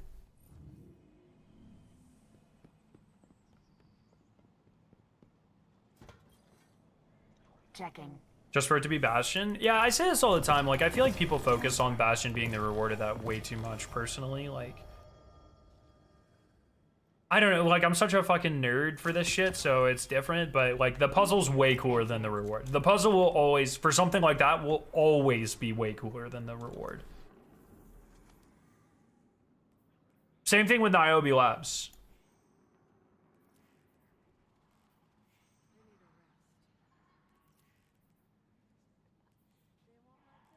Lab, what are you doing? Gambit? What the?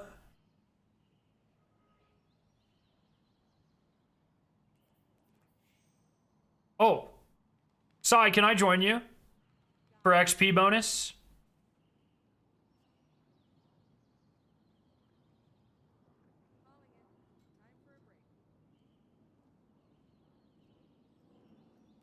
Gambit, or fucking... Lab, I ought to take away your mod ship for playing Gambit. Revoked.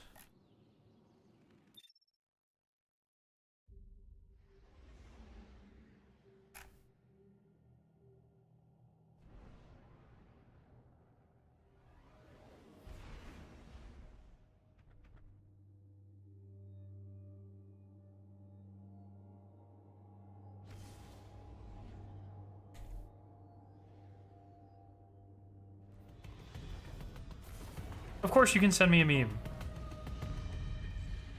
Alrighty.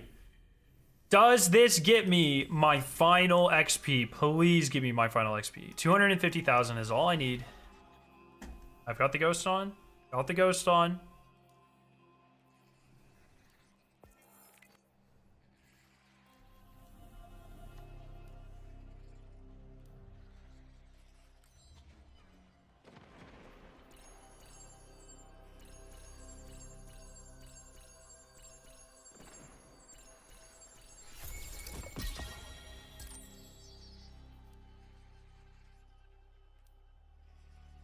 I did not see the plus 20 pop up. You've gotta be fucking kidding me. Thank you, Sai. Bro. That's so painful.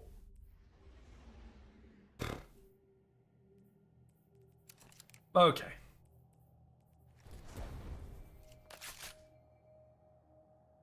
This last Pathfinder, just Vanguard. Luckily, I think Vanguard, because I haven't done it yet, gives me 40, or I've only done it once, gives me 40,000, I think.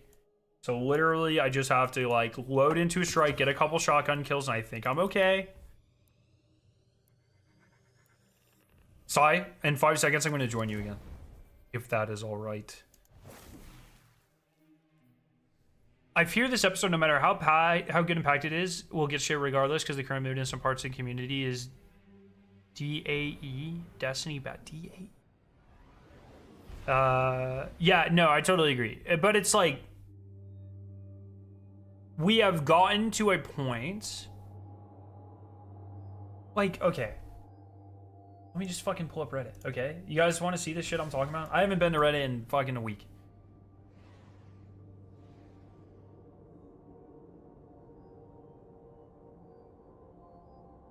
I think it'll be hard to... What? Okay. It's fine. Here we go. Destiny Frontiers needs to shift from mode of the month to staple activities that get iterated on. Now, let's read this. And let's poke a hole in it. Honestly, no matter how good and different these seasonal modes are, if we know they won't be sticking around for long and people won't invest in them because we know Bungie is not either. Guardian, the Cabal have okay, I mean, that's fine. But... like, what investment is there for strikes and stuff? I don't really understand. Like, what is the player investment? We don't really invest in specific activities in Destiny at all. Sure, you might get a spiritual successor to the coil, in that the Nether is supposed to be according to devs, but they still aren't connected because one was removed in the other way, okay? They added back a version of Prison of Elders, but it's unlikely to receive any updates in the future and may get removed. What if we periodically got a new boss or add a new mode? This falls apart. Like, people hate Battlegrounds, which is they're just strikes. They're new strikes. People fucking hate them, dude. People hate Onslaught Salvation. Everyone just complained that it was a reskinned Onslaught. Exactly what this guy is preaching. And this is front page Reddit. Only 300 upvotes. But you see what I mean? Like, everything that is being said, they don't know what they want. They did, they also have not said if everything is leaving. I presume everything is leaving, but they actually have not said that. But I just don't like... It's every other post is contradictory to itself. It just doesn't make any... And nothing against that guy in general, but it's exactly like... Imagine being Bungie, right? And having to, like... decipher what the fuck people want. But also, like, what are we talking about player investment? Like, Destiny's not a game where you invest in a certain activity. Destiny's a game where you play an activity enough to get the loot from that activity, and then you move on to, ideally, a higher level activity or a different activity, and then you get that. Like, Destiny's not built for you to invest consistently in a single game mode, with the exception of Crucible. So it's just not, I just don't understand, like, what... But once again, the most hated seasonal content, Battlegrounds, are essentially strikes. Onslaught Salvation, fucking just a reskin Onslaught. No, it's just a, I don't want to say reskin, because that's really toxic, but like an iterated on Onslaught. It's just like... The Cabal brought some serious weaponry with them. I don't even know anymore, man. Really hate the hive. Alright, I'm joining back. Okay, this is it! Again, how else should you feel after your home has been destroyed? Bruh. Now is not the time to psychoanalyze the enemy. Also, do you think we're gonna get another Into the Light before Frontiers? I don't think so. We know that once Frontiers launches, we will be getting an Into the Light every 6 months. So it goes DLC, 3 months later, Into the Light. DLC, Into the Light. We know that we get a Pathfinder next year, or a Pantheon, pretty much a year from now. Do I expect them to do something between now and Frontiers? It's a very interesting question. I don't know. There is a pretty, because Act 2 is only 3 weeks long, there is a pretty significant gap of time between now and Frontiers. Or you know, that means like Act 3 is probably going to be really long. So maybe? I kind of doubt it though. But potentially.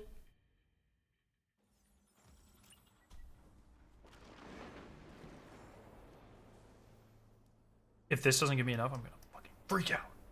I imagine we only got into like because of the expansion delay. Yeah, but if that happens again, or there's a significant period of time between the DLC and this act ending, or Act 3 ending, this episode ending, there's an opportunity for it. I don't know though. Like, I'm not gonna sit here and be like, oh, we need this, we need this.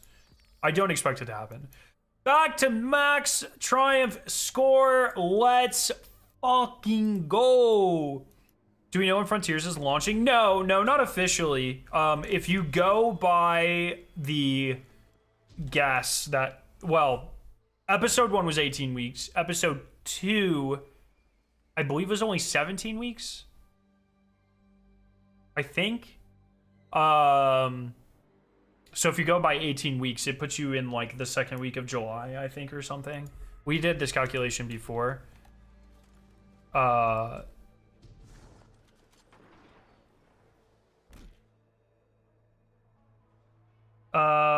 So it launches the 4th. So 1, 2, 3, 4, 5, 6, 7, 8, 9, 10, 11, 12, 13, 14, 15, 16, 17, 18. Either June 3rd or June 10th. Somewhere in there. Probably, but who knows? Like, we don't have confirmation. But that's actually not that odd. Like, people are like, oh, it's probably getting delayed because they haven't said anything, but we're still 5 months out, right? Or I guess that'd be like 4.5 months out, 5 months. For like a Curse of Osiris or a Rise of Iron size season, that's actually not that surprising in my opinion. I would be shocked if we get through March without any information. But keep in mind, like, they're old, like, big DLCs, like, big DLCs used to be built in 6 months. Like, we almost have that much time. You know what I mean? So, okay, let's look at the TWAB real quick.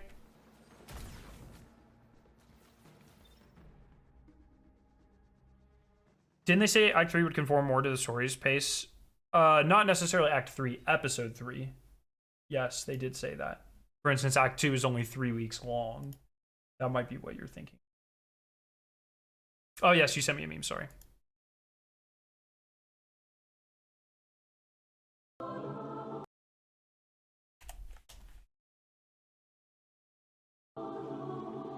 my god. I get it. Yeah. Pretty much, actually. That's correct. Why is it still playing? I get it. Why is it still playing? I closed Discord.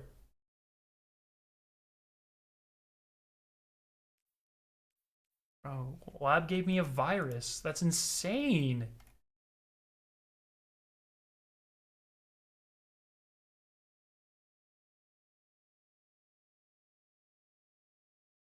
Bungie really needs to invest in a new player experience with all the veterans leaving. I disagree. I don't know. Like, I don't think it's a bad thing to invest in it, but I don't think that should be priority. I think the endless carousel of, oh, make this content more approachable, make this content more approachable, is exactly not what Destiny needs right now. In my opinion, you should double down on the people that still actually play the game. Personally, like Destiny, if they cared about getting new people in the game, they'd make a Destiny 3, in my opinion, period. I think I maybe talked about this in a video at some point or something. Like, at this point, I think you have to be okay with the fact that Destiny is now a niche game.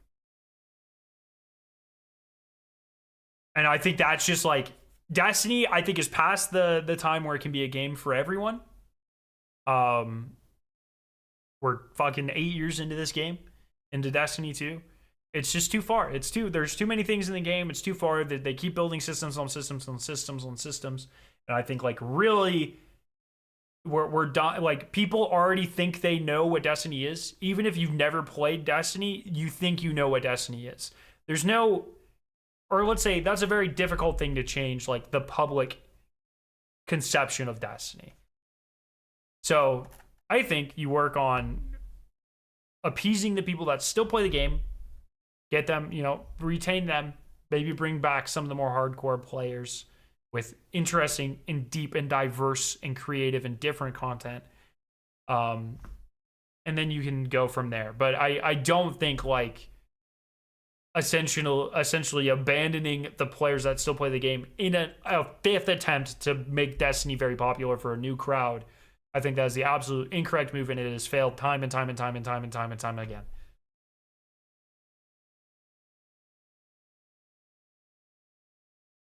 See ya, Hugo.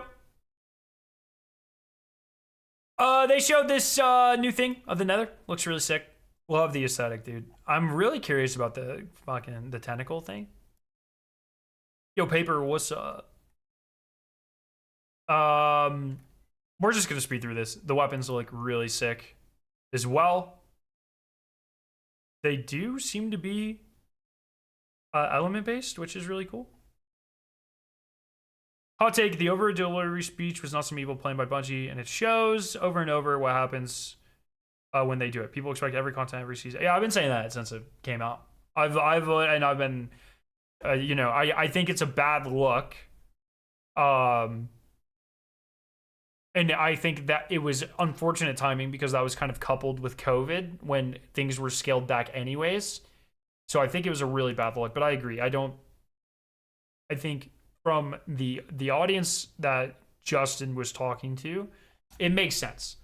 That being said, the kind of lack of diverse content post that is still, in my opinion, more unexcusable than the actual phrase itself. Swords ribbed for pleasure.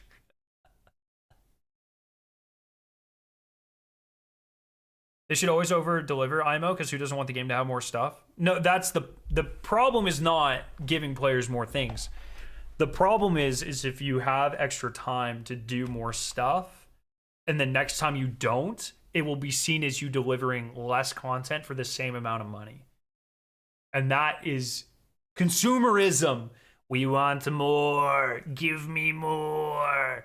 Can never be less. Okay? So it was about setting yourself up expectation-wise.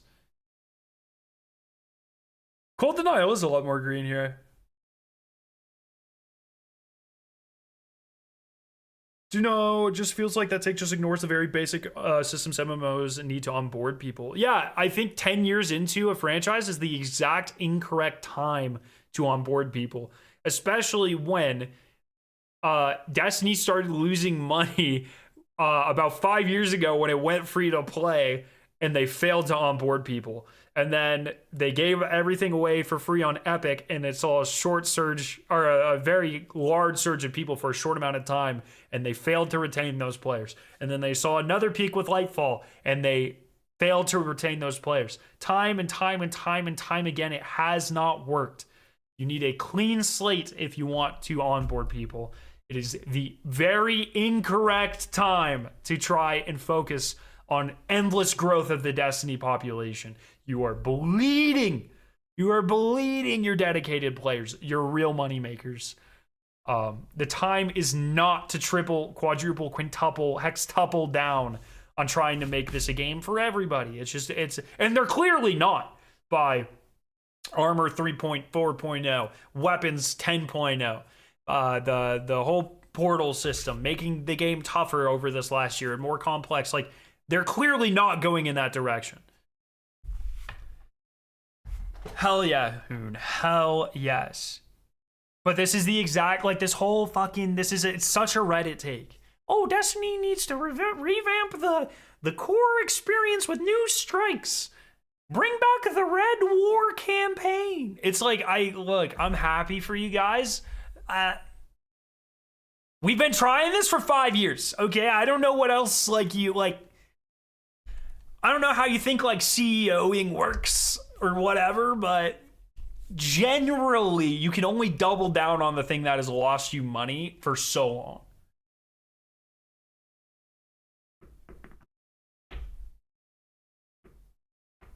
None of those expansions did it properly. You're missing the point. The actual start experience in Destiny with all those expansions is the same. They've barely done anything to it since New Light. All right, I'm going to talk really slow. I'm going to talk really here. We're going to have Scarrow ASMR. You see, Kels, by failing this objective so many times, they have set across the gaming space, not just in Destiny players, and not just the players who have tried Destiny, but they have set a notion in people's minds. So if you ask any person who is terminally online, sorry, that's really fucking with the focus. If you ask any person who is terminally online and plays video games, whether they have played Destiny or not, ever in the last 5 years, in the last year, doesn't matter, they have an opinion of Destiny. No new content in a 10-year franchise is going to change the negative name association with Destiny 2. Bungie could turn around and make the most world fucking mind, psychosis breaking, inducing, amazing New Light experience ever, and not a single fucking person would try it because everyone already thinks they know what Destiny is. You need a fresh start. You need this is, when fucking these IPs go into stasis for 5-10 years and they come back and everyone kind of forgets the negative name association press with them and they only have the nostalgia bait. Exactly what's happening with Destiny 1 currently, actually. It's you need a reset, you need a break, you need a reset, and you need to kind of set yourself up in a better position to change people's opinions. It sounds like the Destiny 3 speech again. Look, if they cared, I'm not saying, look, I would love a Destiny 3. It's not realistic. It's not fucking happening anytime soon. If they started right this second, it's 5 years out the door. What I am explaining to you all is with reduced resources on Destiny and a renewed focus on the future, this is the wrong time to start pouring a significant amount of those resources on making a better New Light experience. I'm not saying they shouldn't do it. I'm saying it should not take priority over retaining your dwindling player base and getting back the veterans of the game who are what fund it. Okay? Free to play people, they don't do shit. Okay? I'm happy for them. I'm glad they experience the world, and the whatever percentage of them get converted into, full-time players and stick around. That's great. But that is a very diminishing number of people.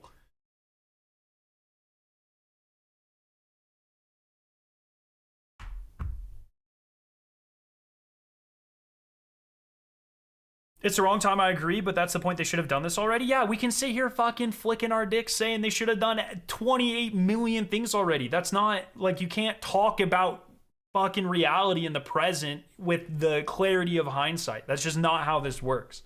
Okay? Frontiers needs to fix the ritual playlist and create the new player experience. I'm gonna, actually... No, it doesn't. I'm so sick of the ritual fucking dog. I swear to God, 30% of the community thinks that adding new Crucible maps, adding a new Gambit map, and adding 2 new strikes fixes the game. And I swear to God, if I go on Reddit and I start a poll saying, would you rather a new strike or would you rather play the Nether? It would win. Overwhelmingly, they would say new strike, and they're fucking delusional, dude.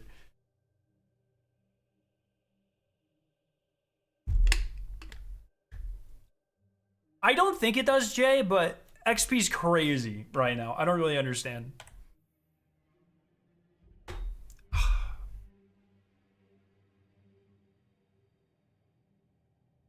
Although I do think they should add new Crucible maps. I'm so done with strikes, though. Strikes are not interesting. They don't fucking retain play. You play them one time, and then you complain about how long or difficult or hard or fucking how crazy they are, how much they fuck you, and then you never play them again. Then you just say, oh, I'm leaving them every time. How do I know? Because that's what I do.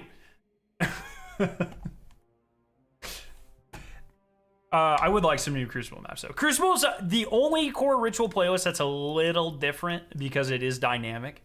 But reinvesting in strikes, a season of the health ain't helping shit, bros.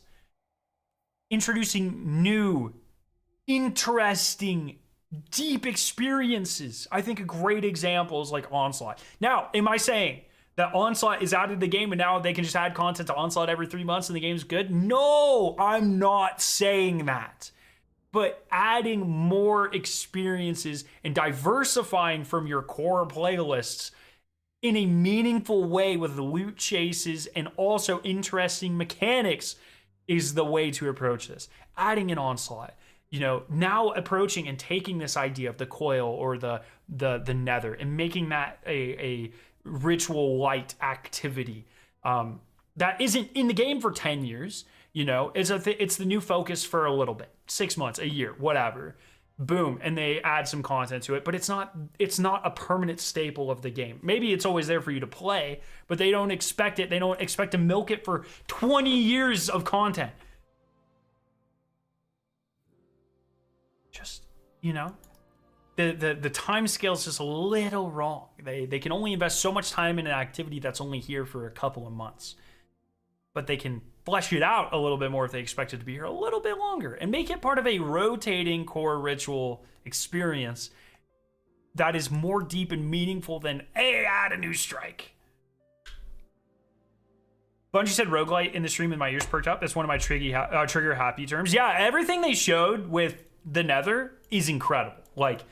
It's exactly what I've been asking for. A deep experience, it's kind of like this, it's kind of like a little bit of the Coil, a little bit of the Shattered Realm, a little bit of the Pale Heart Patrol, all bundled together, in a little bit of nostalgia bait, never hurt anybody, you know what I mean? It's a great package. It seems really good. From initial view, obviously we haven't played it, so I don't know how deep the exploration goes. I don't know how many different activities there actually are to do in each of the 3 bubbles, that sort of thing. But there's clearly more to do, and I'm excited about that. it seems like a rich, full experience compared to something like the Vex one. Second time I forgot it this stream. Breach executable. See, very shallow. One area. Yeah, not very interesting. The loot structure's bad. The loot itself is bad. Like, not great. Conversely, to an activity that takes place over a huge space in a very meaningful way, you have not only adept, shiny weapons to chase, but also, like, you know, first of their kinds in terms of, like, the strand support frame. Very interesting looking and feeling weapons on top of interesting gameplay mechanics, like reduced health regeneration. And that sort of thing. Like, it's making it a unique, deep experience that you want to farm because it has meaningful loot. And that's something that can last a little bit longer than a month or two, which means they can put more time into it. Thought the Echo's weapons were good. The Echo's weapons were good. The chase for the Echo's weapons sucked because you just got your red borders and you were done. You didn't have to farm Breach executable for it. You farmed everything else in the game and then you walked up to failsafe and then you were done. There was the chase itself. The one chase that Echoes did have that was really good was the cosmetics. Talk about this quite a bit. I'm a sadist or a masochist, so I like the grind for the different radiolite samples. I like that. I know a lot of people don't. I thought that was cool for the ship. That's cool. Farming the battlegrounds for the ghost was awesome. Farming Enigma Protocol for the emblem was awesome. I like that stuff. The loot in terms of weapons and armor severely lacking. Which they seem to be addressing moving forward. Shiny drops should become a standard for future seasonal content. 100%. 100%. Is this a paid sponsorship? No, I'm like literally shitting on most of the game right now.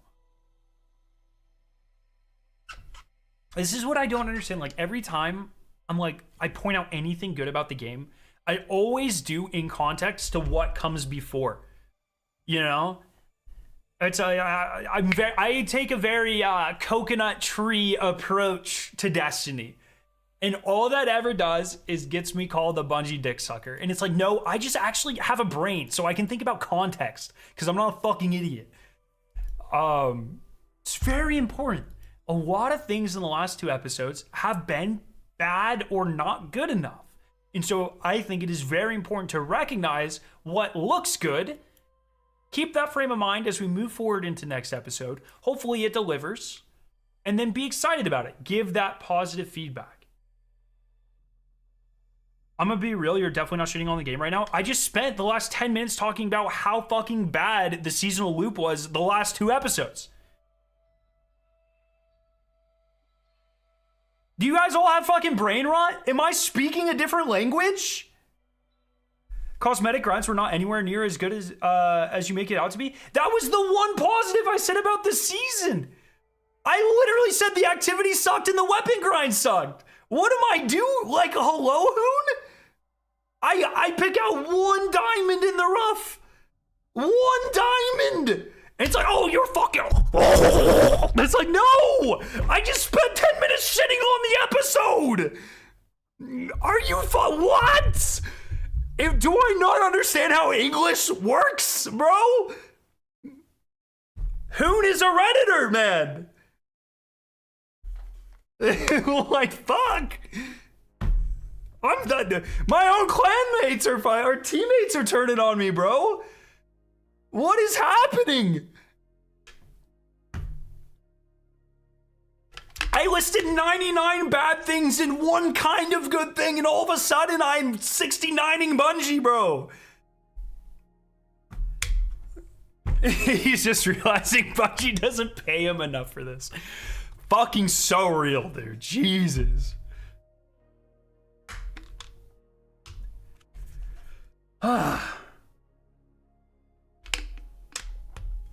Yeah, I know, Crips. For real.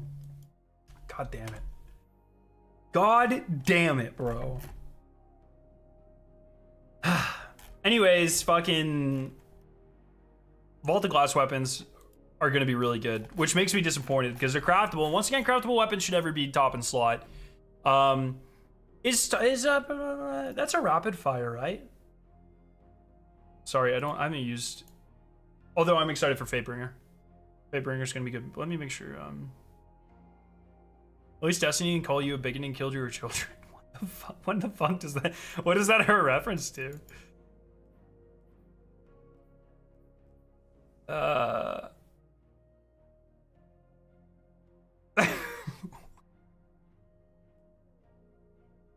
Labs drip.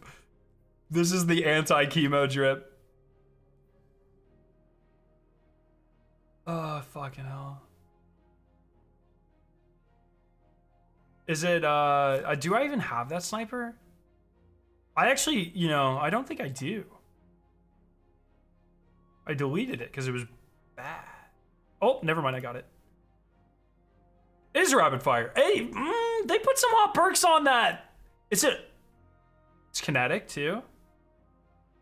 Could be pretty good. Anyways, there's an artifact mod that makes these weapons do more damage. So like Hezen was already going to be top in slot. Now it's going to be like doubly top in slot, which is kind of gross. I actually do like your nuanced take on the game rather than being game badwise and X in the game yet. Yeah, it's like, fuck, I'm glad one single person does, dude. How do you sort dim weapons like that? I don't fucking remember. It's somewhere in the settings. Once Hoon gets off of Reddit, he can tell you, dude. Fuck. Echoes was kind of dog water? Yeah, it was. That's what I was literally saying.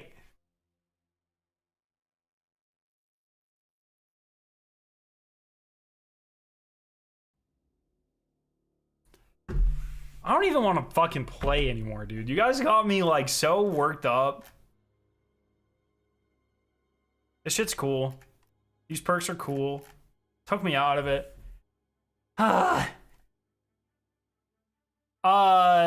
People are saying that this is fucking Shivu. I think this is Oryx. This is a Hive Gate. Maybe it's Eyes. I don't fucking know. But this also has nothing to do with the dungeon. These two are for the dungeon. This one's for the dungeon, but it's also the Dreadnought, which doesn't make any goddamn sense. And then this one's the dungeon, but it's also Mercury, and it's also a worm. I don't fucking know. And then you have this, which is a portal, and it's like, oh, are we really doing two? We're doing two portal dungeons in a row? I don't really, that's kind of weird, but maybe. Anyways, I'm excited. We're going to jump into it. It's going to be sick. These trophies are cool.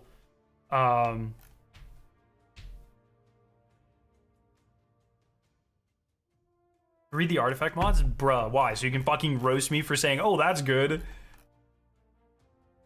How are those portals? Are these not portals? Oh, are they supposed to be amber? To me, okay. This to me kind of looks like the Scorn portals. But can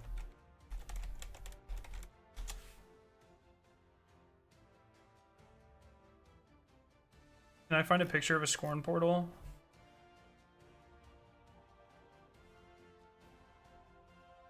Vesper's host doesn't have a portal? Dog, are you fucking serious? What do you mean? The thing is a portal. It's literally a portal.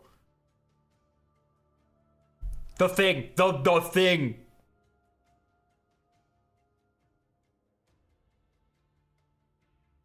This looks like, you know, like in, the fucking, that one strike, Blight, Father, Blighted Chalice, no, the city one. Blight Withers Ruin.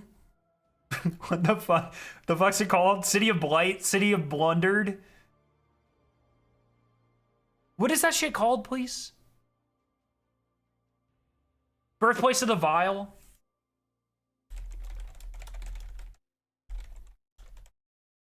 Do the portals not look exactly like that? Like, they're obviously not with the things, but maybe I've done this strike like once in the last year, so maybe I'm very incorrect. I feel like they look like that though. I'm not running it to find out. Yeah, like that. That's what I was. Oh, well. Jeez forever, Guardian. To me, I thought this was a very low quality that. But maybe it's not. Maybe it's amber. But also, I don't know how much amber you guys have seen in your life, but about 0% of it is piss yellow. So either way, whichever way we're going here,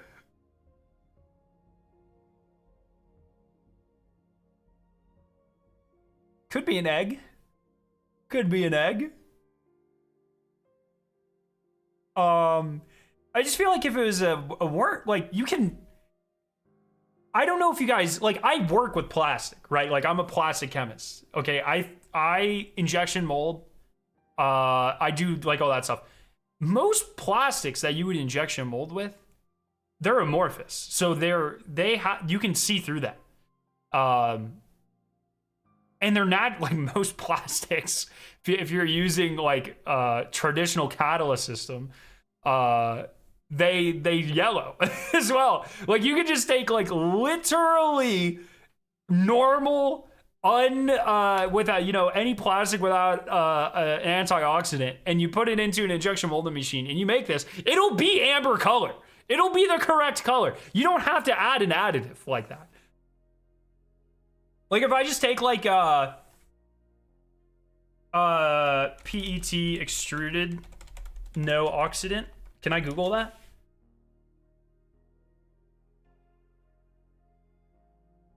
Oh, PET's crystalline. That was a really fucking stupid thing for me to say. Let me look at PETG. Like most of these have dyes in them. This is like the polymer's natural color, like this. This has an antioxidant, so it'll be like this, but a little yellow. See if I can find it really. Yeah, like this. That's dyed a little black, but that's like what color normal plastic is. Even if you take like polyethylene, you let it sit there for a while, it turns yellow. You can do this. So like if they want it, my point being, if you want to go for an amber color, it's literally the easiest color to make with plastics. Okay? So if they were trying to make this amber, surely they would not make it look like that. So I'm not really sure what this is, but I don't think it's amber.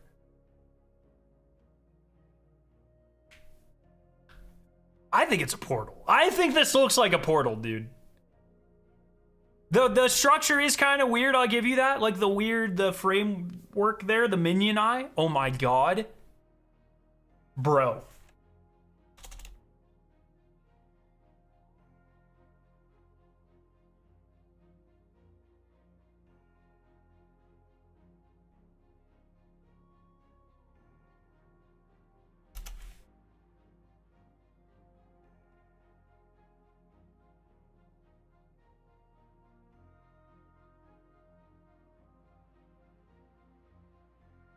Oh shit.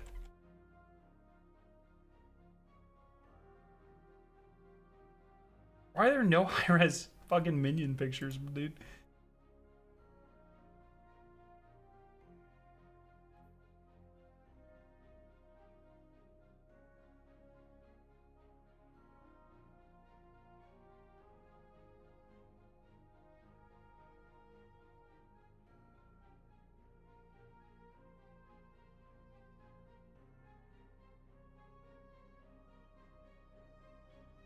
Oh my god. Oh my god.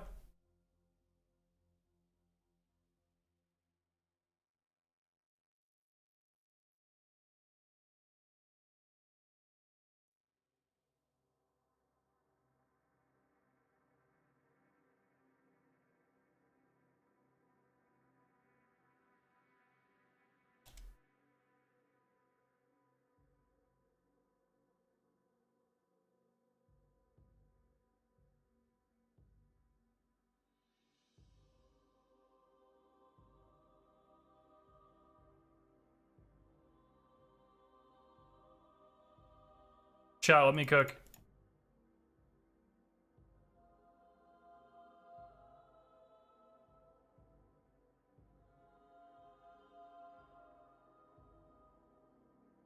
Let me cook, bro.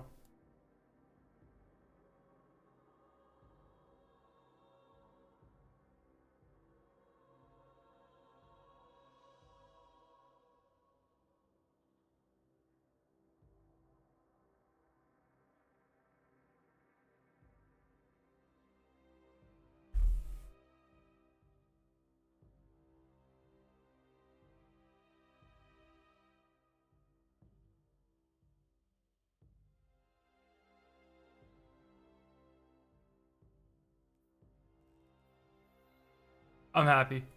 This stream's been a success.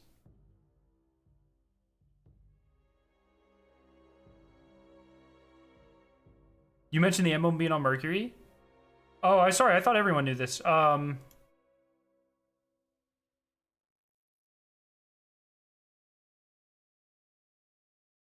here, I'll just find it.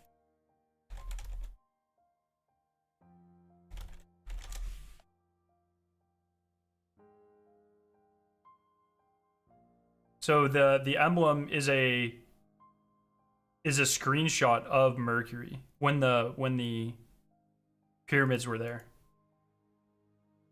I don't know why they're showing that specific part of the emblem, but the whole emblem is part of Mercury. So it seems like Mercury, like, I don't know, I'm so torn because it's like, how often does the, you know, their track record with Twitch drop emblems reflecting the content is like, but it's pretty good with dungeons and raids, I guess, recently, but it's like, and so who the fuck knows? I think you jump into the piss portal, and then you come out on Mercury, and then you fight Shivu Wrath on Mercury, and you kill her. Now, why is Shivu on Mercury? For the fucking sundial, of course. All the best bad guys were going after the sundial, okay? Like, if you're an antagonist and you're not going after the sundial, you're a joke. I just think you're a bad antagonist, okay? Sundial is where it's at. Everyone knows this. Everyone fucking knows this, guys. Like, this is rookie stuff. You'll need my sundial to do it. I used to have that. It's gone now.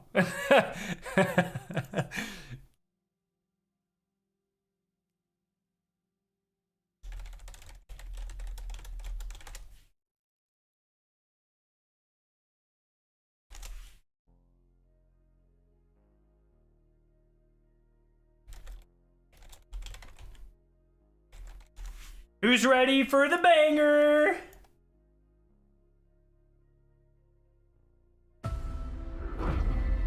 You've been busy. Get ready for the best quote in Destiny history, okay?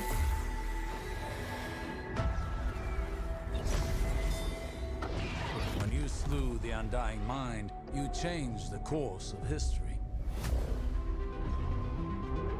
Now time is broken on Mercury, fractured by the Legion. They intend to write a new history, a new ending to the Red War. If you're willing to help, you'll need to walk the corridors of time. And you'll need my sundial to do it. Let's go! So that an ally of mine could cheat death. I failed to help him, and his death remains my greatest regret. Little did we know he was just gooning the whole time. Man literally changed time or something to goon. Okay? I respect that. That's like, he's got hella game. Okay? I wouldn't do that shit. They call me the greatest titan who ever lived.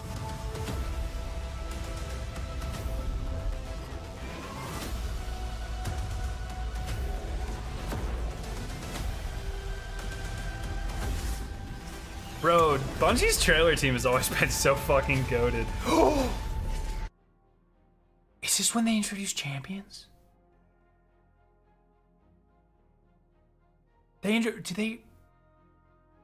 champions with Shadowkeep, or was it with Season of the Dawn? You like a caged animal. Shadowkeep, okay.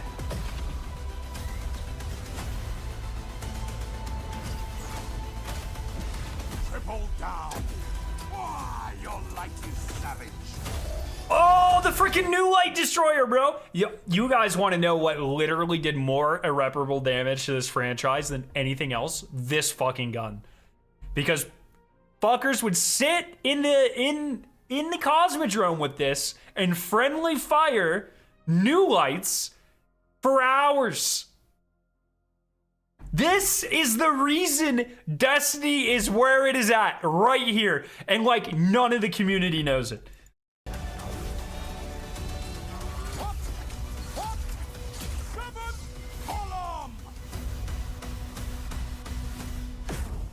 Bring the sky down upon them. Boom. Also, one of my favorite seasons, of course, the Corridors of Time.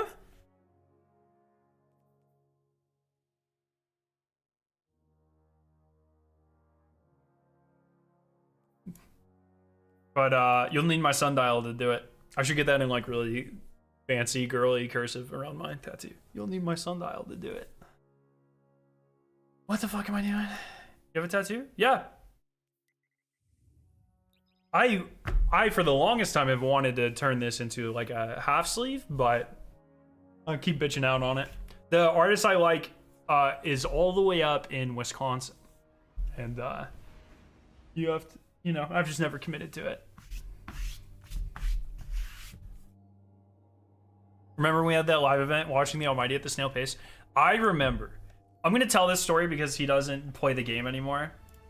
I was so fucking jealous because I played with Pyro Gaming all the time at that point. And he got an email that was like, hey, make sure you're not doing anything this weekend because there's gonna be a live event. And I didn't get that email. And I remember being very jealous.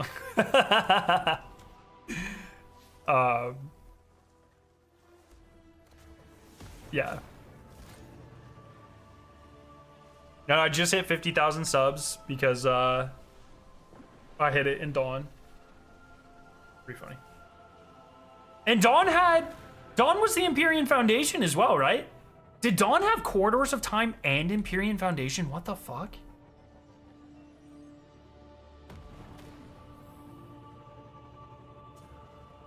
Dawn is literally peak. What happened to Pyro Gaming? I stopped playing with him. He became interested in different things, and it was couldn't really relate anymore. And we just kind of like, and then he stopped playing Destiny, and it's just, you know, shit that happens.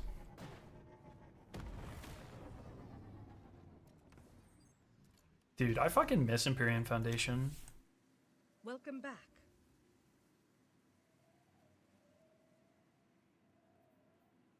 You've changed, Lab, for the better. I'm proud of you. Stonks indeed.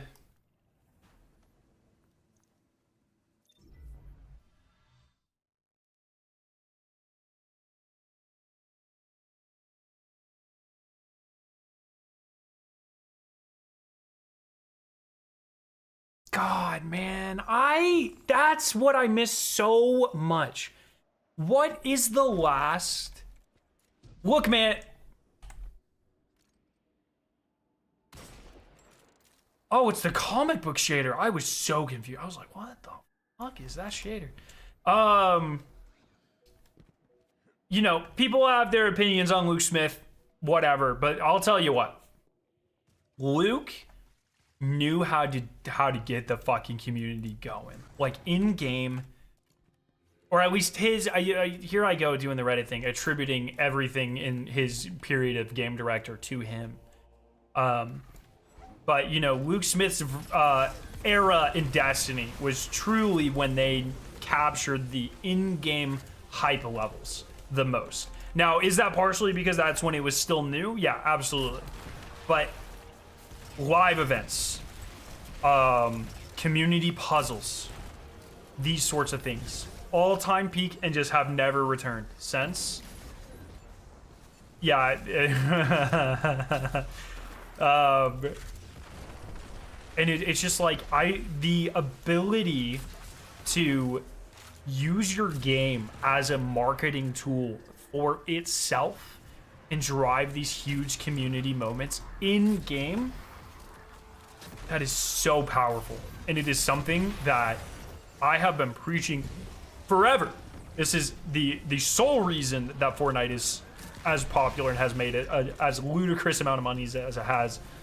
Because if you can get people and streamers and their communities excited to be on the game and streaming and interacting with it, that sort of viral marketing, if you can capture that, is you cannot replicate it or replace it with anything else.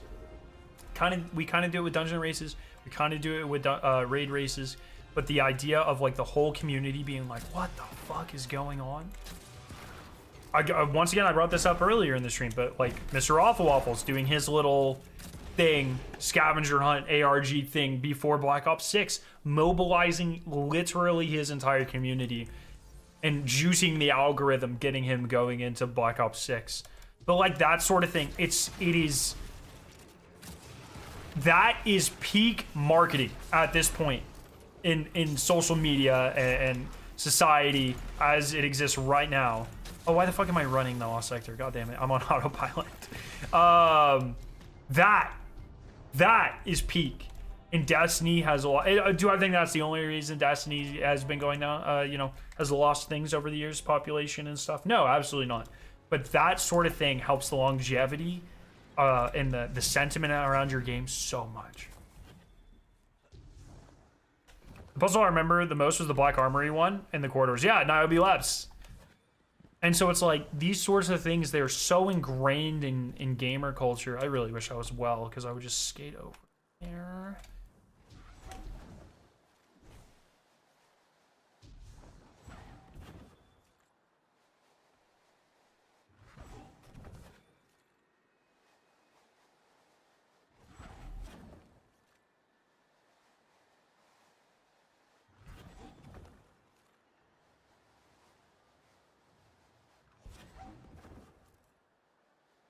I think I'm okay.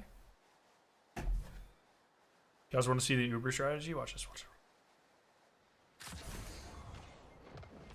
Bam.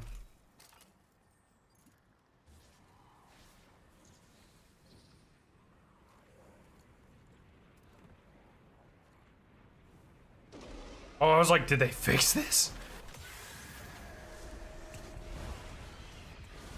Exactly, Crips. Exactly. And I mean, like I said, like, so much, it's exactly what I was talking about. Like, people think they already know what Destiny is and that sort of thing. Like, so much of success of media nowadays is like community sentiment and like perceived like perception essentially. And so if people just remember, like, oh my god, when Destiny used to do those, like, if you think about Fortnite, every person thinks about the fucking like Travis Scott concert, Godzilla, the Cube. Like, all you remember are hype community moments. Oh my god, I've been working towards Void for so long, man. I'm shaking right now. I finally unlocked Void. This is insane. Anyways, so like, it's just important, and I feel like a lot of that got kind of left behind with COVID and stuff, which makes, shit happens. I get it. It was a different world, right? So,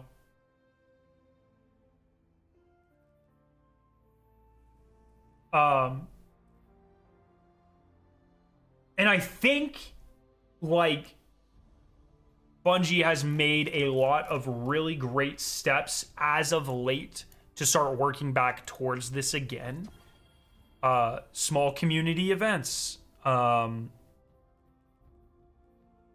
Yeah, like community, like creator events, like the competitions where creators get replicas or they give things to give away to their community. They've been doing a really great, not just G2G, Bungie Foundation's always been great at this. I'm talking like the Pantheon event, where, you know, it was like Sweatsicle's team and Evan's team or whatever got to compete, you know, and stuff like that. Like, that's really fun. The creator bingo, not as cool, but still pretty cool. Giving away rare emblems, getting communities involved. I think Bungie's at a point where the right people are in the right positions that realize how important like community mobilization is.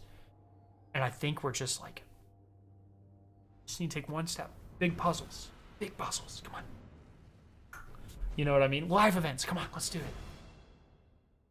The dungeon races. Yeah, exactly. With, you know, propping up creators. I don't think that's the only good way to get a community involved, but it's a very good way of getting a community involved. And it's an important part of that puzzle, in my opinion. So, it's just, you know, there's a lot of these little things that are really important.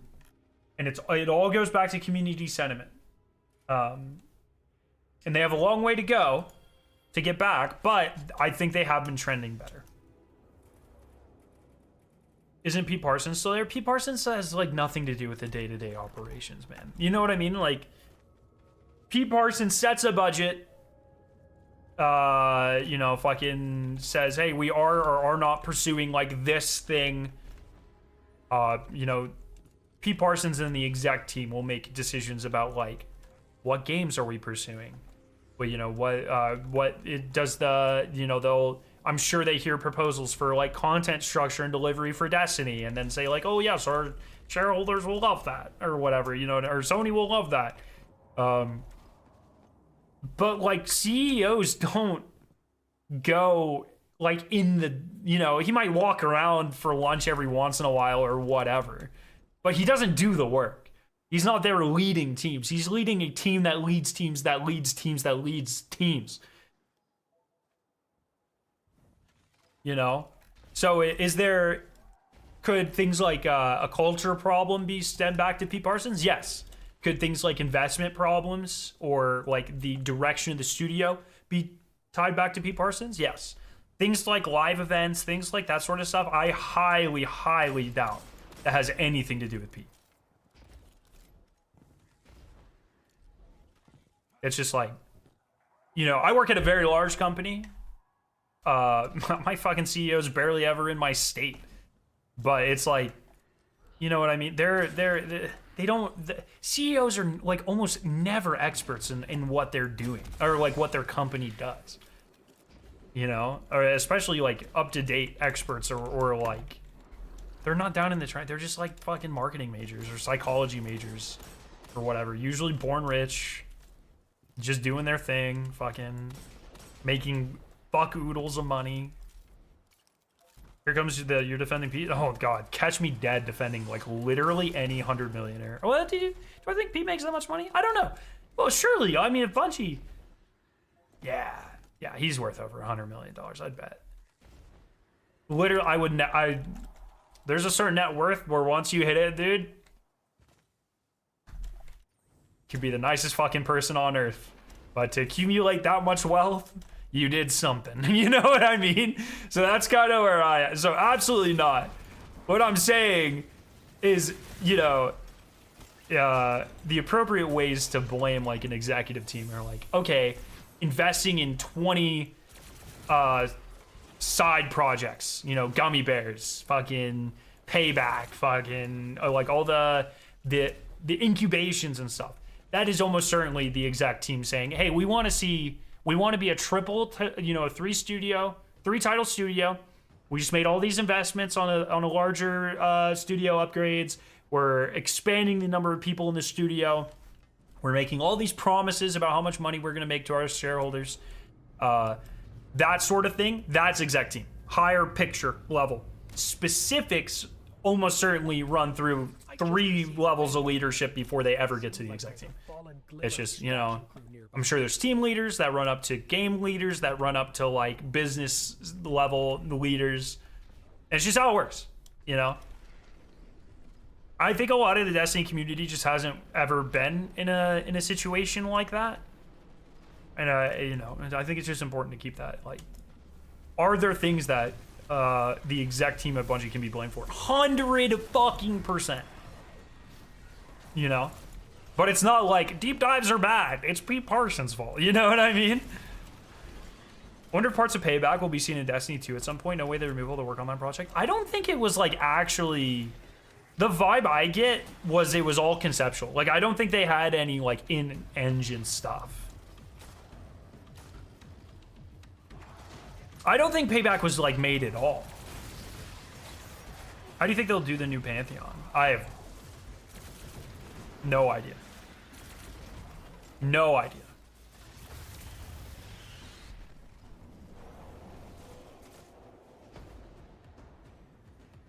My CEO just sent an email to an entire department apologizing for a bad decision on his part. That is fucking absurd. Small company or big company? There's a, I don't think a CEO of a company of more than like 500 people does that. But if you have individual departments though. 2000? Okay. Interesting. My CEO would never do that. Not in 100 years. No way.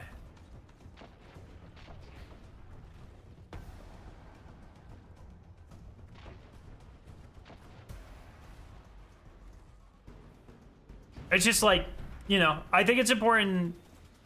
And the point of me clarifying on points like this, I do this with a lot of things, and then it'll eventually be called like a Bungie dick rider, blah, blah, blah. It's like, no, it is good to be mad at things that you should be mad about, but that doesn't mean you shouldn't also be correct. You know, like in fact, it is more valuable to be angry at things if you're correct. If you're just saying like absurd shit that doesn't make any sense and you're just, I'm angry, that actually doesn't do anything. That doesn't help. That's Reddit, okay? It is, you know, it is, I fully support and also do voice your concern as a consumer and what you would like to see and stuff. But like, be smart about it, please. I got an idea for Pantheon. Bring back vaulted raid encounters and remix them with encounters a bit, mechanics a bit. Callous finale, that can be another way to get accurate. I would really, I think I talked about this a lot. I don't know, it's been a while. What the fuck did I just get? Oh, I think I talked about this a lot last time Pantheon was around, but Pantheon would be a great way. So like, Eater of Worlds, for instance, 90% of that raid is like, who the fuck cares? Like, no one cares if, like, at least I don't think so. Like, I don't think anyone really wants to follow the leader back. No one wants to kill everything back. Phase 1 was all right, but really, like, people just want Argos back. And I would argue it's pretty much the same thing for Spire of Stars. Like, people really just want Valkor back. And I think Pantheon would be a great way of being like, hey, we're not going to spend the resources on remaking this entire raid and remaking loot for the entire raid, but we know that the community really treasures this one specific encounter, so we spent some time and we brought it back. I think that would be an amazing use of Pantheon.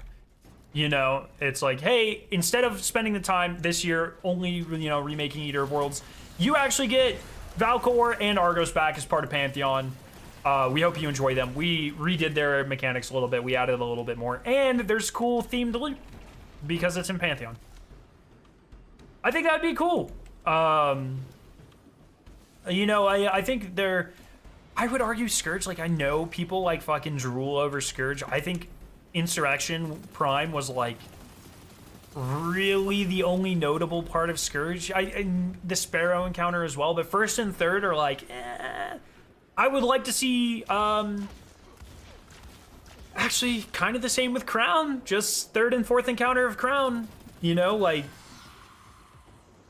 kind of the same with Leviathan, you know what I mean? And it's like, if my choices are, hey, you get all of Eater, or hey, you actually get Argos, Valkor, and Insurrection Prime as part as, and we forgot all the other encounters, but you get these as part as Pantheon. I fucking know what I know what I'm choosing.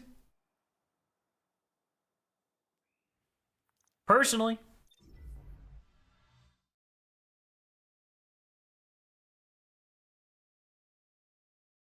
No, Levy, the whole raid needs the game show feel raid again. Look, I'm not saying I wouldn't mind all of them returning. I'm just saying, like, I try to keep a little bit more realistic.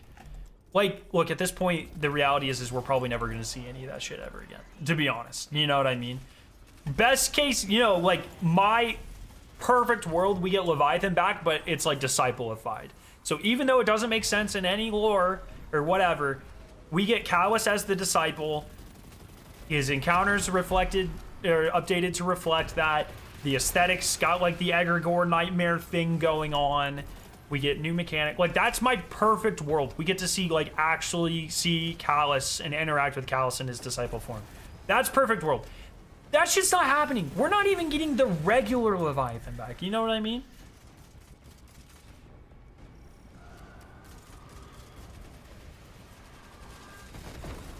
Hot take, I think Galron's the top 5 encounter in game history. I totally agree. I give you that 100%. I think the rest of the raids is C-. I think the first 2 encounters are C-. Galron phase 1's really good. I like Galron phase 1. It's not as good as... I mean, Galron is an S tier encounter. I've said this many times. For S tier encounters, I think the best encounter in the game is still Riven. I do really like Witness. I wish Witness had one more mechanic. Just one more. I don't even know if I would put Witness top 5, to be honest. Like, currently, as it stands. That's a hard one. I do really like the Witness encounter, though.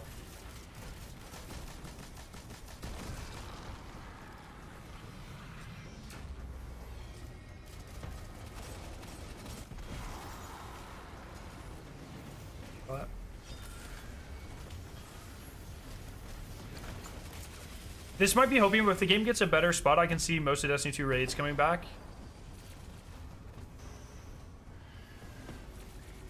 Acquisition gets like 5 big booms.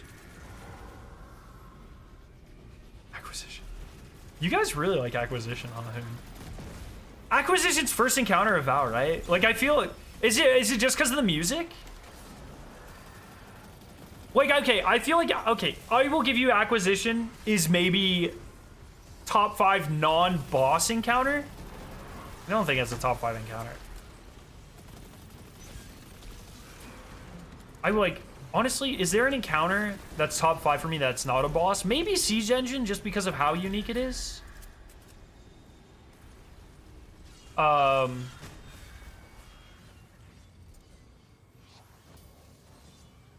I really like having a boss. I really just like having a boss, man. Like, I'm like, not IRL, but in game, I like having bosses to shoot. I don't think they'll ever beat Riven, though, to be honest.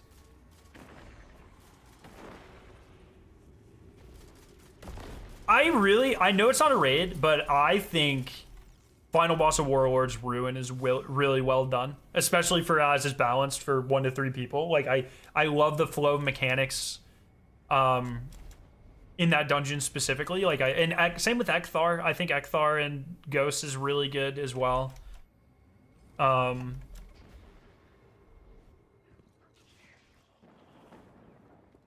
Aatrax is definitely, like, if not Aatrax as she currently stands, but like day 1 Aatrax is a top 5 raid encounter. Like, if you have to actually do the full encounter, Aatrax is a top 5 raid encounter. It's super unique. Lots of moving parts. Amazing music. Yeah, it sucks because Aatrax is such a fucking pushover now. So, you know, you know, if you won phase Aatrax, I think it would still get the point across. But the fact that Aatrax can still be consistently 1-floored is like a bummer.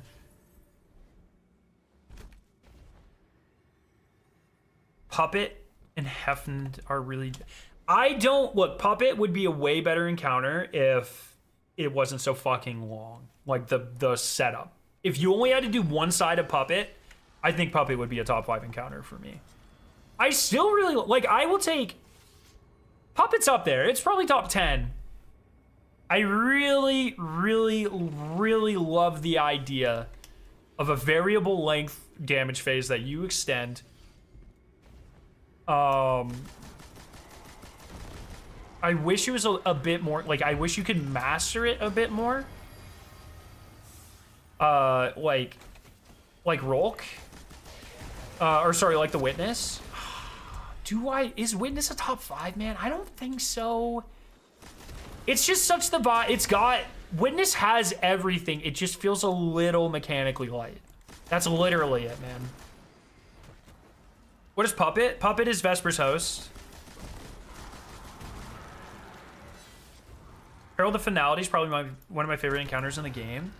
If you took the plate bouncing from Herald and you put that into Witness, somehow, Witness would be top 5. Rainix United transition to DPS music is the most underrated 10 seconds of music in the game. I don't even know what it sounds like off the top of my head. I'll have to look that up later. I think Rainix is a really good boss too. Like, dungeon bosses are obviously a little different, but they've been kind of cooking with dungeon bosses. I think since Ghosts, every boss has been very notable. Even Simuna? Witchy boy. A little too long. Same problem I have with Puppeteer. But like really good. Like really good. I haven't done Rainix post change. What's your idea for the Witness Pantheon modifier? That's a really fun question. If anyone gets touched by his beams, bam, insta wipe.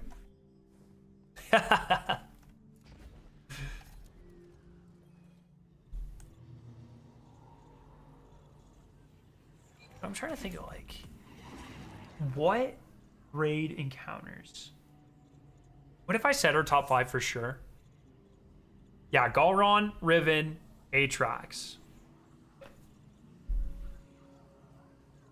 I'm gonna put Valkor up there. I wish it was less weighty on a lot of it, but I really like Valkor.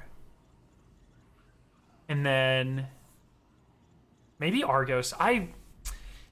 Fuck, man. I know people that like to shit on Eater Worlds, but Argos has one of the most. The circular arena has such. Oh, Axis. Yeah, Axis. Axis instead of Valkor. I'd put Argos and Axis in my final 2. The circularity of Argos. Fuck, dude. What an amazing flow of an encounter. No Axis or Golgoroth love. I love, yeah, Axis. I switched. Golgoroth, I know like Dato's infatuated with it. I've never really gotten the hype around it, either in Destiny 1 or Destiny 2. It's fine. It's a good encounter. I think it's a lot better in Destiny 2. But I would not, I mean, I like Oryx better. It's not even my favorite King's Fall encounter.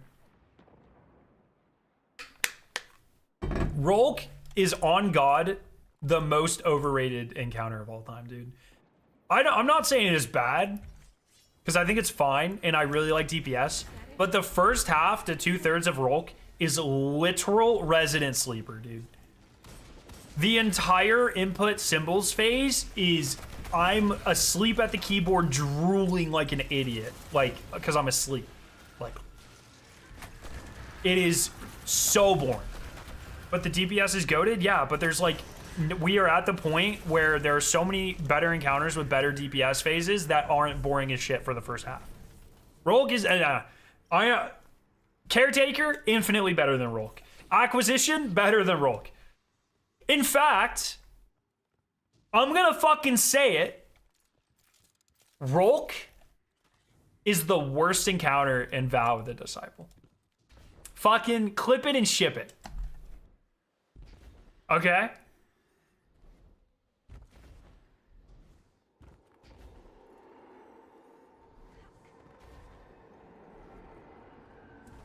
Bro, this is sick. Oh, the payload. Does the pay? If the payload counts as the no. Sorry. I'm walking that back. If we're counting the payload as an encounter, then it's definitely the worst. But of the 4 like real encounters, Rogue's the worst. Oh, yeah, Explicator.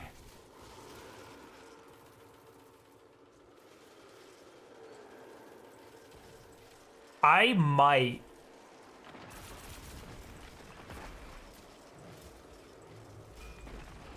I think Explicator is better than Argos. I think Explicator, even though it is popular, is incredibly underrated. I love that encounter. Solo, 6-man, 3-man, just me and your mom. Like, what a great encounter. Like, all around. I really, really, really like that encounter.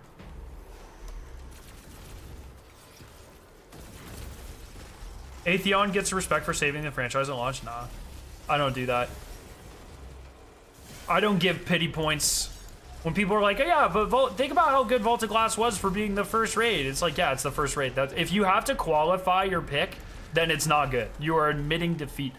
I use this. I've literally had this exact same conversation multiple times on stream, but it's the exact same as when someone goes, hey, I love Little Caesars. It's great pizza for the price.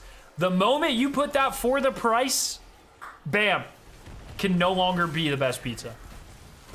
But if you have to qualify your statement for it to justify it, then you've invalidated. 100%. So yeah, was Vault of Glass, was it revolutionary for the franchise? Absolutely. That does not make it a good raid. That does not make it better than any other raid. Wasn't Cactus's favorite raid Vault because of that reason? I don't remember. It's been so long since we did those. None of the encounters in Vault are goated. Product of its time? Yeah, but but we also, like, you know, products of their time doesn't, in my eyes, doesn't really justify things. You know, it's just like, it's fun. It was great. I'm glad it exists. I'm glad it you know, what did its thing, because it's the reason all these other raids exist. But that doesn't make it good.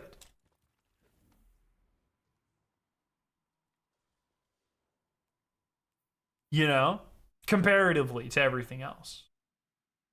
Yo, Book, what's up? I actually didn't even finish Tomb. I need to go back and do it. We got our ass kicked, and then Bungie's stream was hot, so I had to go back and watch that.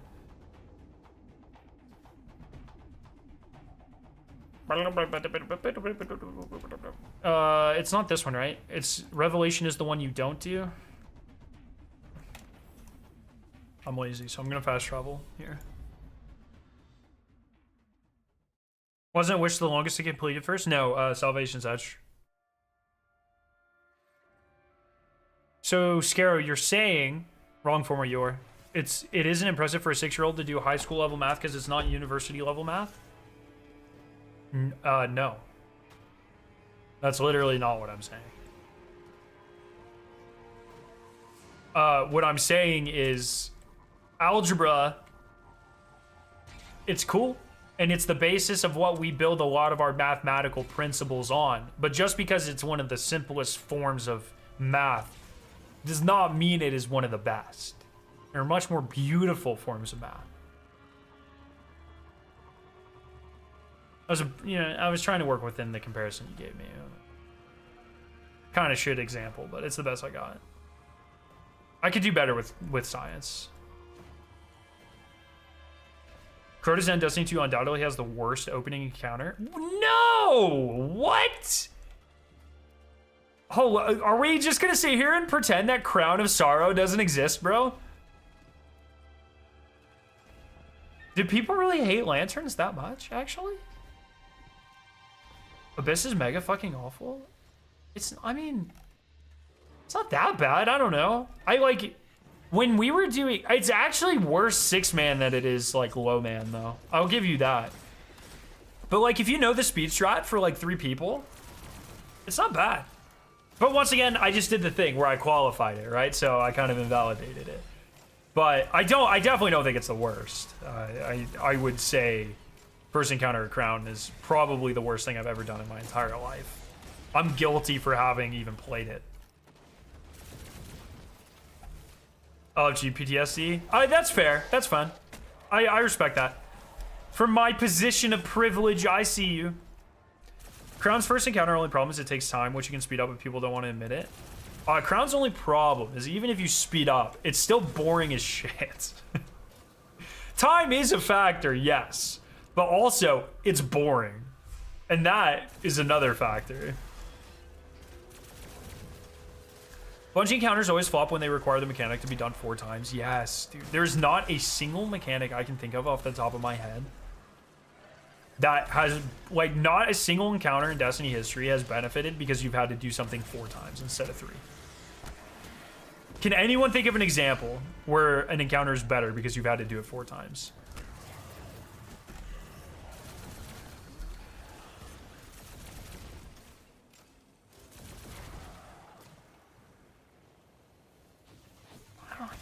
I can't think of one, man. Can't think of one. Salvation's Edge first. Do you have to do that 4 times? I don't even fucking remember how many times.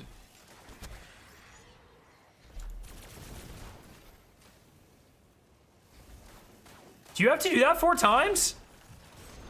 I haven't done a Salvation. What was actually... Gauntlet's alright, because the final one barely counts. The final one's fun. But if they shorten that to 2 and then the final one, I still think it'd be better. When was the last time I did a Salvation's Edge? You guys want to see how washed I am? Oh my fucking god. Oh, I can't... I mistyped my name 4 fucking times. Oh, I only have 30 clears. That's insane.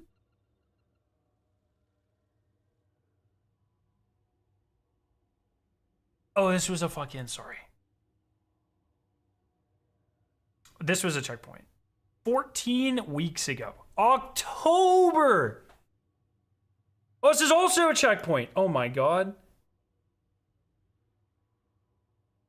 That's a master checkpoint.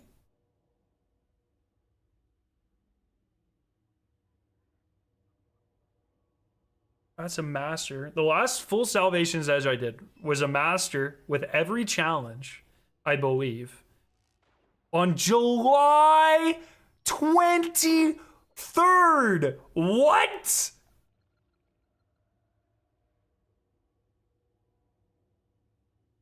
The last full Salvation's Edge I did, normal, July 16th. That's insane. Oh my god.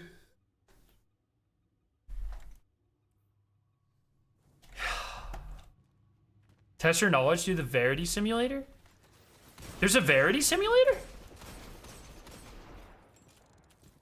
Let me claim this so I don't DC and then I'll pull it up. I didn't even know this was a thing. Literally 6 months. That's fucking absurd, dude. It doesn't feel like it's been that long. Like, I think I still know how everything works. I just miss doing raids with the boys, to be honest. I really miss raid night with the boys.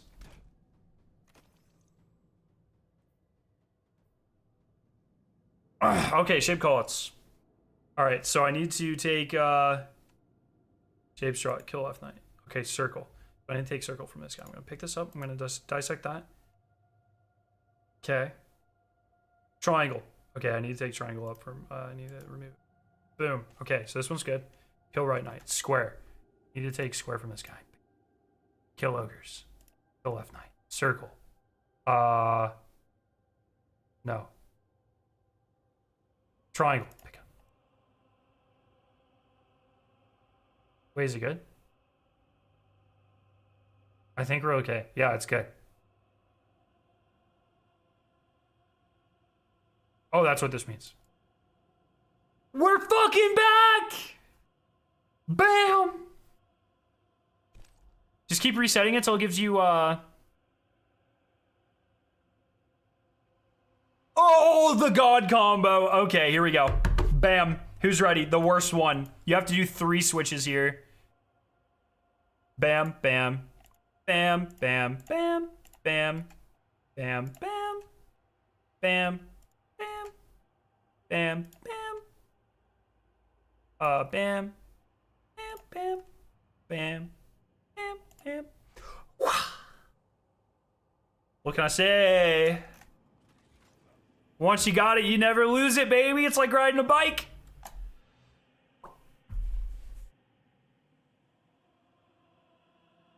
The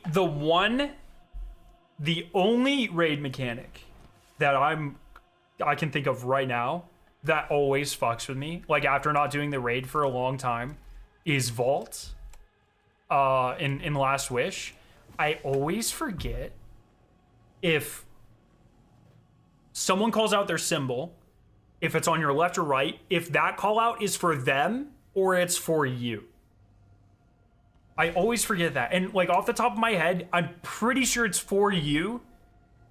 Like, so if they call out a symbol, it's on your right, then I think that makes you Antumbra.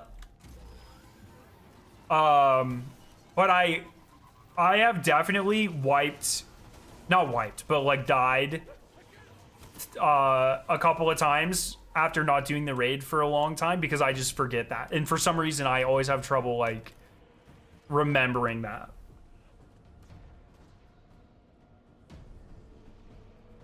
Is Mars left or right? Mars is left because it has the same number of letters.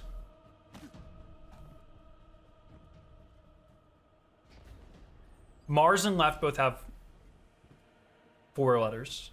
Venus and right both have 4 letters. Or 5 letters, actually. Chemist. That's how you remember it.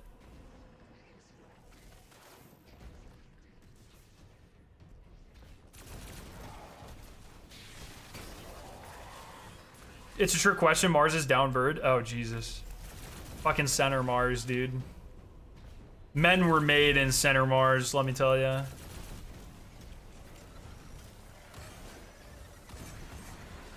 I can't believe it's been over 6 months since I ran Salvation's Edge. No wonder I'm so washed. Holy shit. Hoon, we need to run some raids next week, which I think we were already planning on doing raids next week, but we really need to do that. And then I need to practice damage rotations, like really badly. I don't know what is meta right now. I guess it's going to change. Keep our strats secret.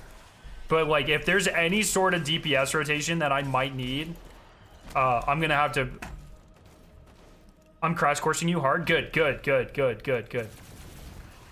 It won't take me... It's like... Look, it's like working out. It's like gaining muscle mass. Once you are there, it's easier for your body to build back up after you lose it. That's why like steroids are so controversial, because even if you stop using steroids, you still peaked higher, and then it's easier for your anabolically to like build back up. And so like my brain's like that. Like it won't be hard for me to like get back, but I just need like, I need to be put through the ringer, you know what I mean? And then I'll be fucking back. You're a noob using microcosm the other day for witness? Yeah, that's just because it's fucking easy, dude. But, and like, to be fair, I was expecting to do a Nezarec kill, okay? I thought we were loading into a Nezarec. Wabi pulled us into a fucking witness. I'm not mentally ready for this. Oh, I don't have a fucking... And so I just went with what was easiest, man. That sounds even worse. What? I was being lazy, bro. Admitting your shortcomings is not worse. It makes you a better person. Okay? I don't lie to myself. Who's using microcosm on Nezzy? No. Sorry. Now I understand. My intent was not to use microcosm on Nezzy. I thought I was mentally prepared for Nezzy. So when we went into Salvation's Edge, I went, fuck this, I'm not thinking, and so I threw on the most brain dead thing that I could think of that would be good for the witness, which is microcosm, because I used to be kind of goated.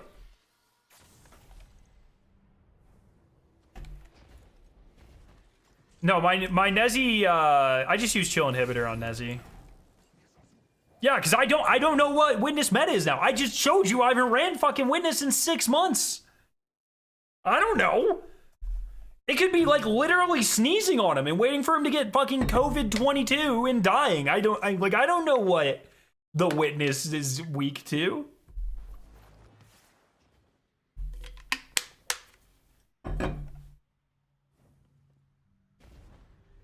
don't think Microcosm was ever that good. Like on day one, I'm pretty sure the only teams that cleared not using still hunts were using Microcosm. Like, it was fine.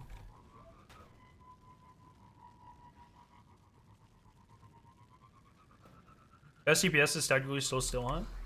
Oh, I guess it's probably. I mean, how is like the? Oh fuck, this is not where the lost sector is. How's the Apex rotation going? Is it still peak? Apex with holster mod. I tried that the other day and I fucking butchered it.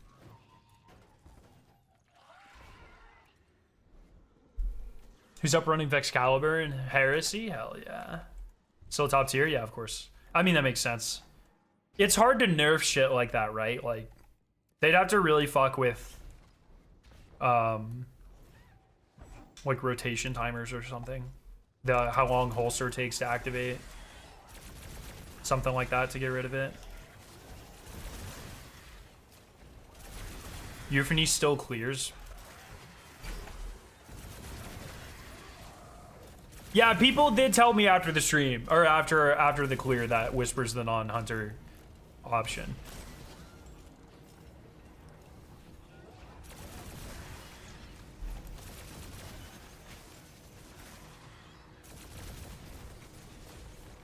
I think I have not used Euphony since the first day I got it. When are Bike gonna make a comeback?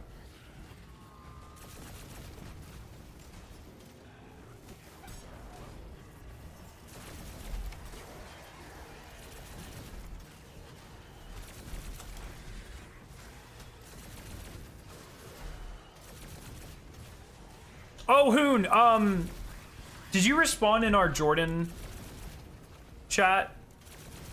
Do you think this is still gonna be goated without destabilizing, since the mod gives it to you?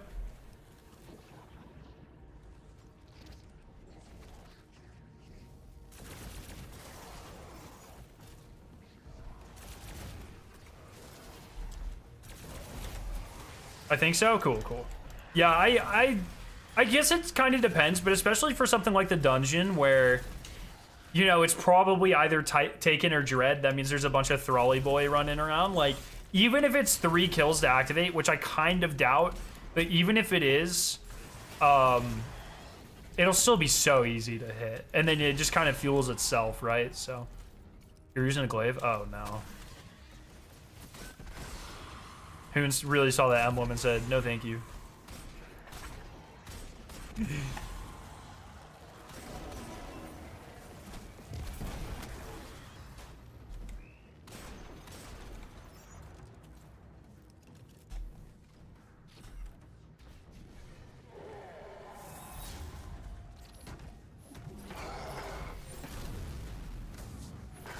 They solved the #1 problem glaive builds have with the artifact. They give me free healing.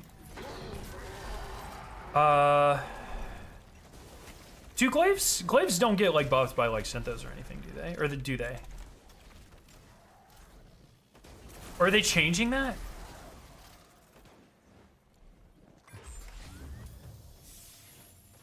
They do. Pretty good. Look, I'm still a glaive hater. I'm not ashamed to admit that. But you know, if you make them work, they work. You know what I mean?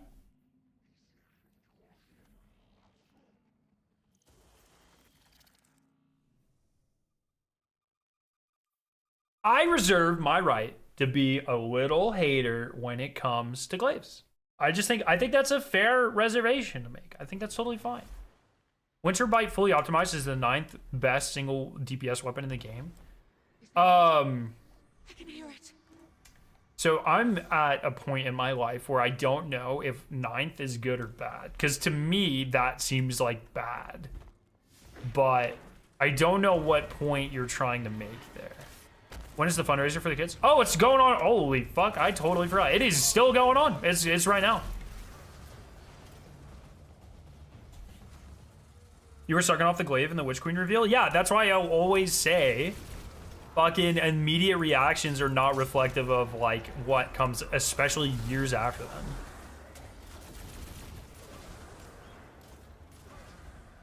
Everything above is just sideways rockets. Yes, because rockets are fucking cool, bro.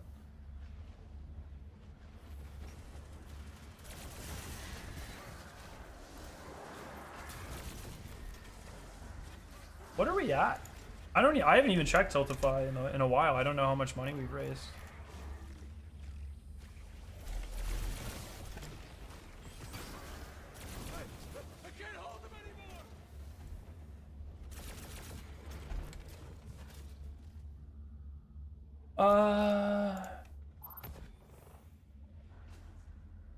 So we are at $41,500. Holy shit, over the last week. That's insane. 41,500. That's absolutely mental.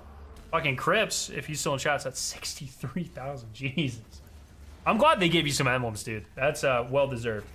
And then I want to see the Bungie. I want to see how much money I have raised total ever. And I have, this channel has raised $183,000. Mental. Mental. Total.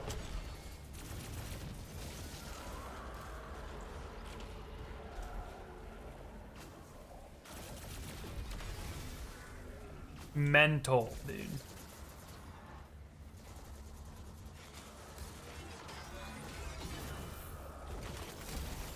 Oh my god, it's 9 o'clock, boys? What the?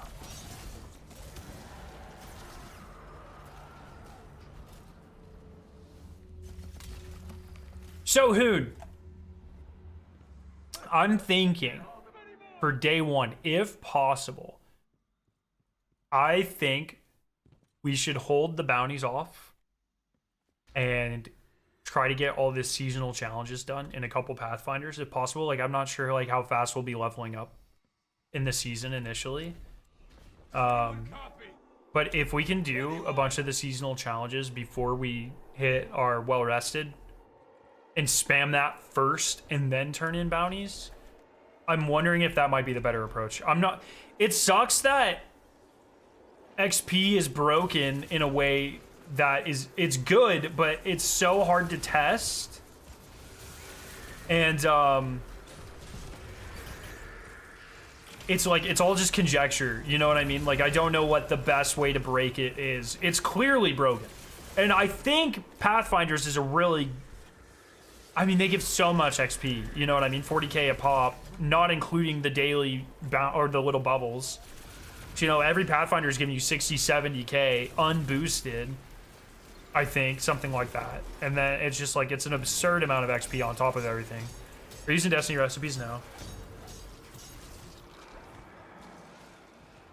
Pathfinders are kind of cheeks. Not the first couple, man. They give you an insane amount. I think it's 40k. I think. Like the first 3 or something. Oh, you mean for farming? So what I mean though is like having just the first one to turn in that same window that you turn in all your seasonal challenges, to try to, if there's some sort of XP bug or whatever, to try to boost that as well. Because they give like way more XP than pretty much anything else. Or like seasonal challenges and then Pathfinders and then everything else below that. Like, I don't know. I didn't stop yesterday to check, but when I turned in, like, I think it was like 6, 7, or 8 seasonal challenges, and I turned them all in and then immediately did all 3 Pathfinders. How much XP should that be? So every seasonal challenge gives 100k-ish on average. So it's like 700k plus 120k from the Pathfinders. So it's 820k plus how much did I fucking say? Yeah, like let's say 920k times 1.32 for your season pass stuff times what your ghost is 11%, right? So that should be 1.4-ish. Times 2, because I had well rested. Best case scenario should have been 2.7.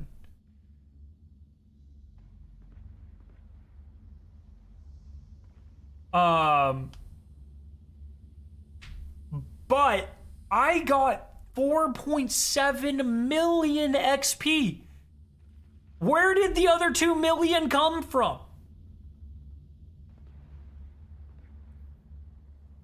I don't understand. No, that was with boot. Oh, wait. Well, labs are mine. Mine was including the 32% seasonal pass and fire team bonus, plus the 11 or 12. I did 11. I think it might actually be 12% now. 12% blinding light. Yeah, it's 12%. So I was a little low. But still, I'm missing 2 million XP.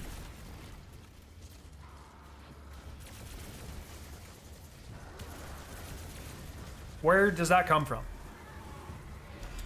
It's a lot of fucking XP, man. Don't understand.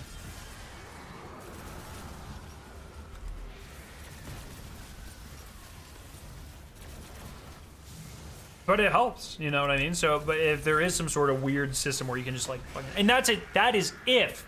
It is 2 million XP if well rested boosted absolutely everything I had, which theoretically it shouldn't have. So it's really between 2 and 3 million XP.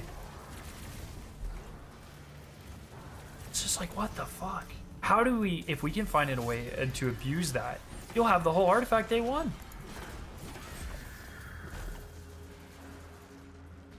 With bounties on top of that? Like shit, dude.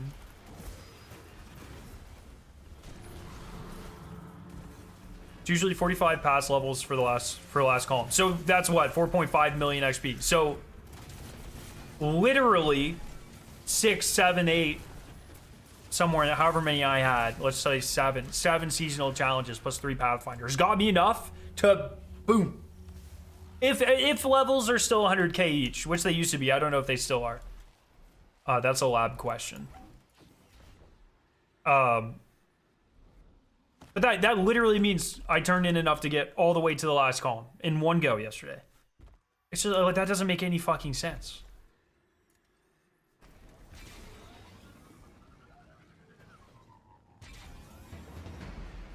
Just I know, like something weird.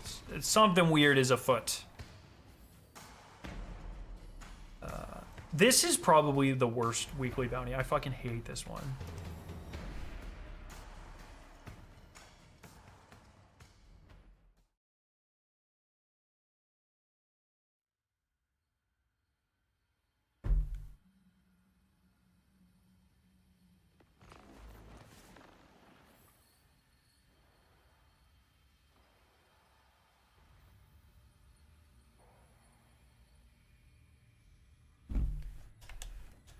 Okay, if we want to be 2 times 1 lock, you should get used to a healing build.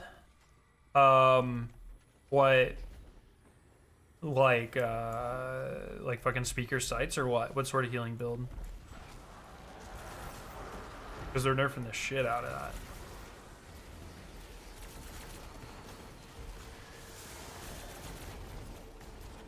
Yeah, that's fine. I've run speakers before. I'll have to make a build again, but I do not mind.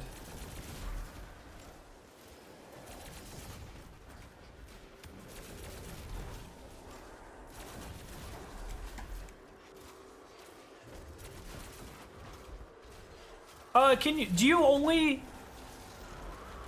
only get bolt charge if you're on arc? Or is it like other buffs where it can be applied to you, but you just can't apply it to yourself?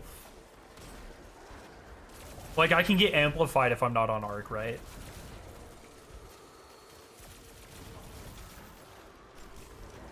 Or if I'm like on prismatic. If I'm on prismatic, I should be able to get bolt charge. That's fine. Like, I can't apply it to myself, but yeah. Look, I know I've been copiuming on that so hard, but I just keep thinking back to every solo challenge that's only been doable because of ignitions or fucking jolt. Like that little extra damage always ends up being so important, and specifically low mans, but day ones they can apply there too. And I just like I think it's gonna be so good.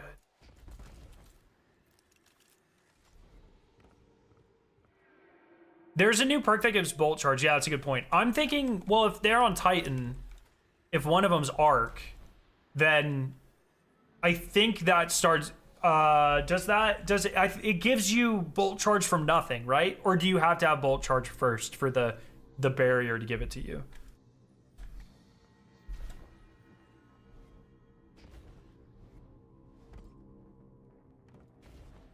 I think the barrier gives it to you, but I don't remember off the top of my head. He gives bolt charge for free and builds it over time, and weapon discharge it too. Yeah, I think that's gonna be so fucking good.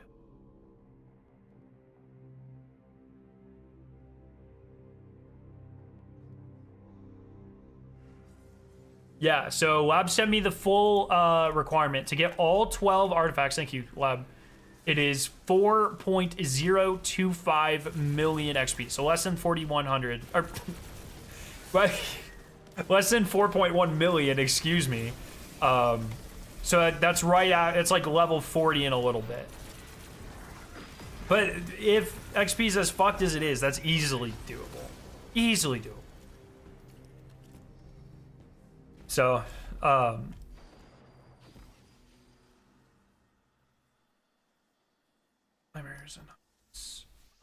I'm excited for this. I think this is gonna be a good time. I'm excited to be like in Destiny again. You know what I mean? It's been a long time. It's literally been since Salvation's, because for Vespers we didn't prepare. I thought Vespers was gonna be a fucking joke,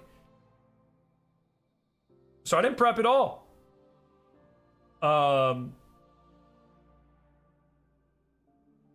So I'm really excited to be in a position where I'm like mentally starting to prep, physically starting to prep. You know what I mean? Like it's good.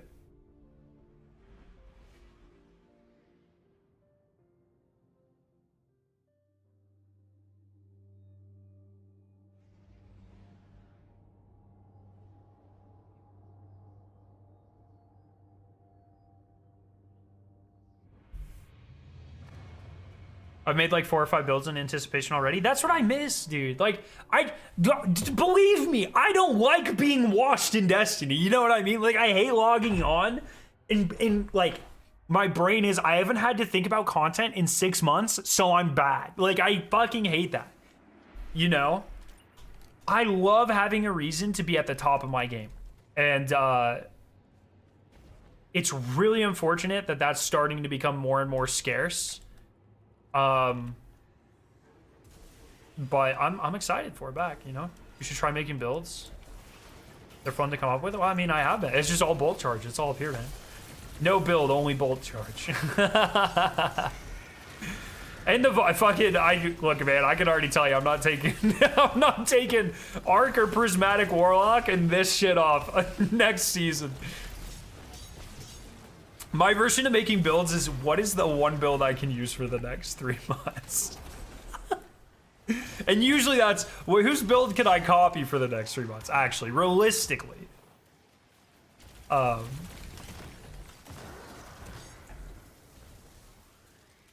Do you sometimes feel trapped with your Triumph grind? No, not really.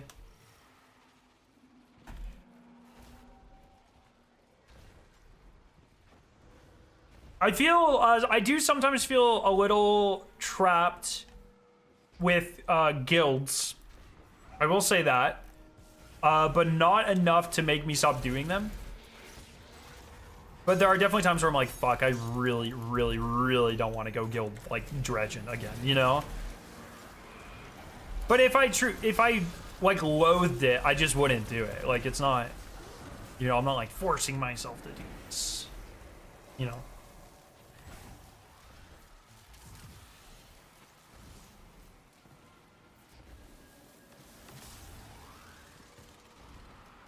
I can't believe they made Nightmare Hunts and the very next expansion made Empire Hunts. Dude, Hunts were Battlegrounds before Battlegrounds were Strikes. You know what I mean? You guys see what I'm putting down?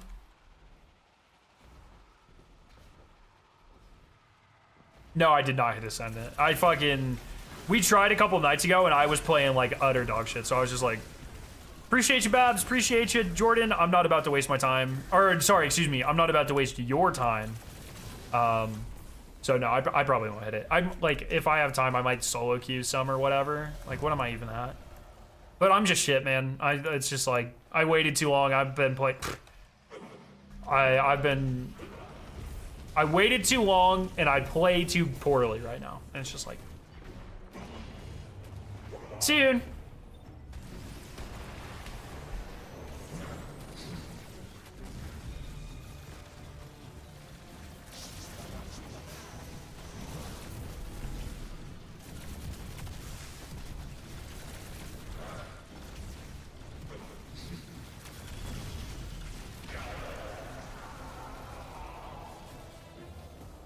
You scan here, what?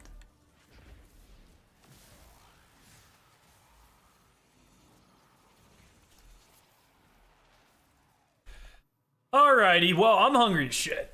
So I'm gonna go eat. I am out of town tomorrow and Saturday. So I'll be back Sunday. Maybe a stream Sunday night, if not definitely Monday, and of course Tuesday. I have the day off Tuesday, so we're gonna be fucking gaming. I'm so excited for Tuesday. I am so excited for Friday.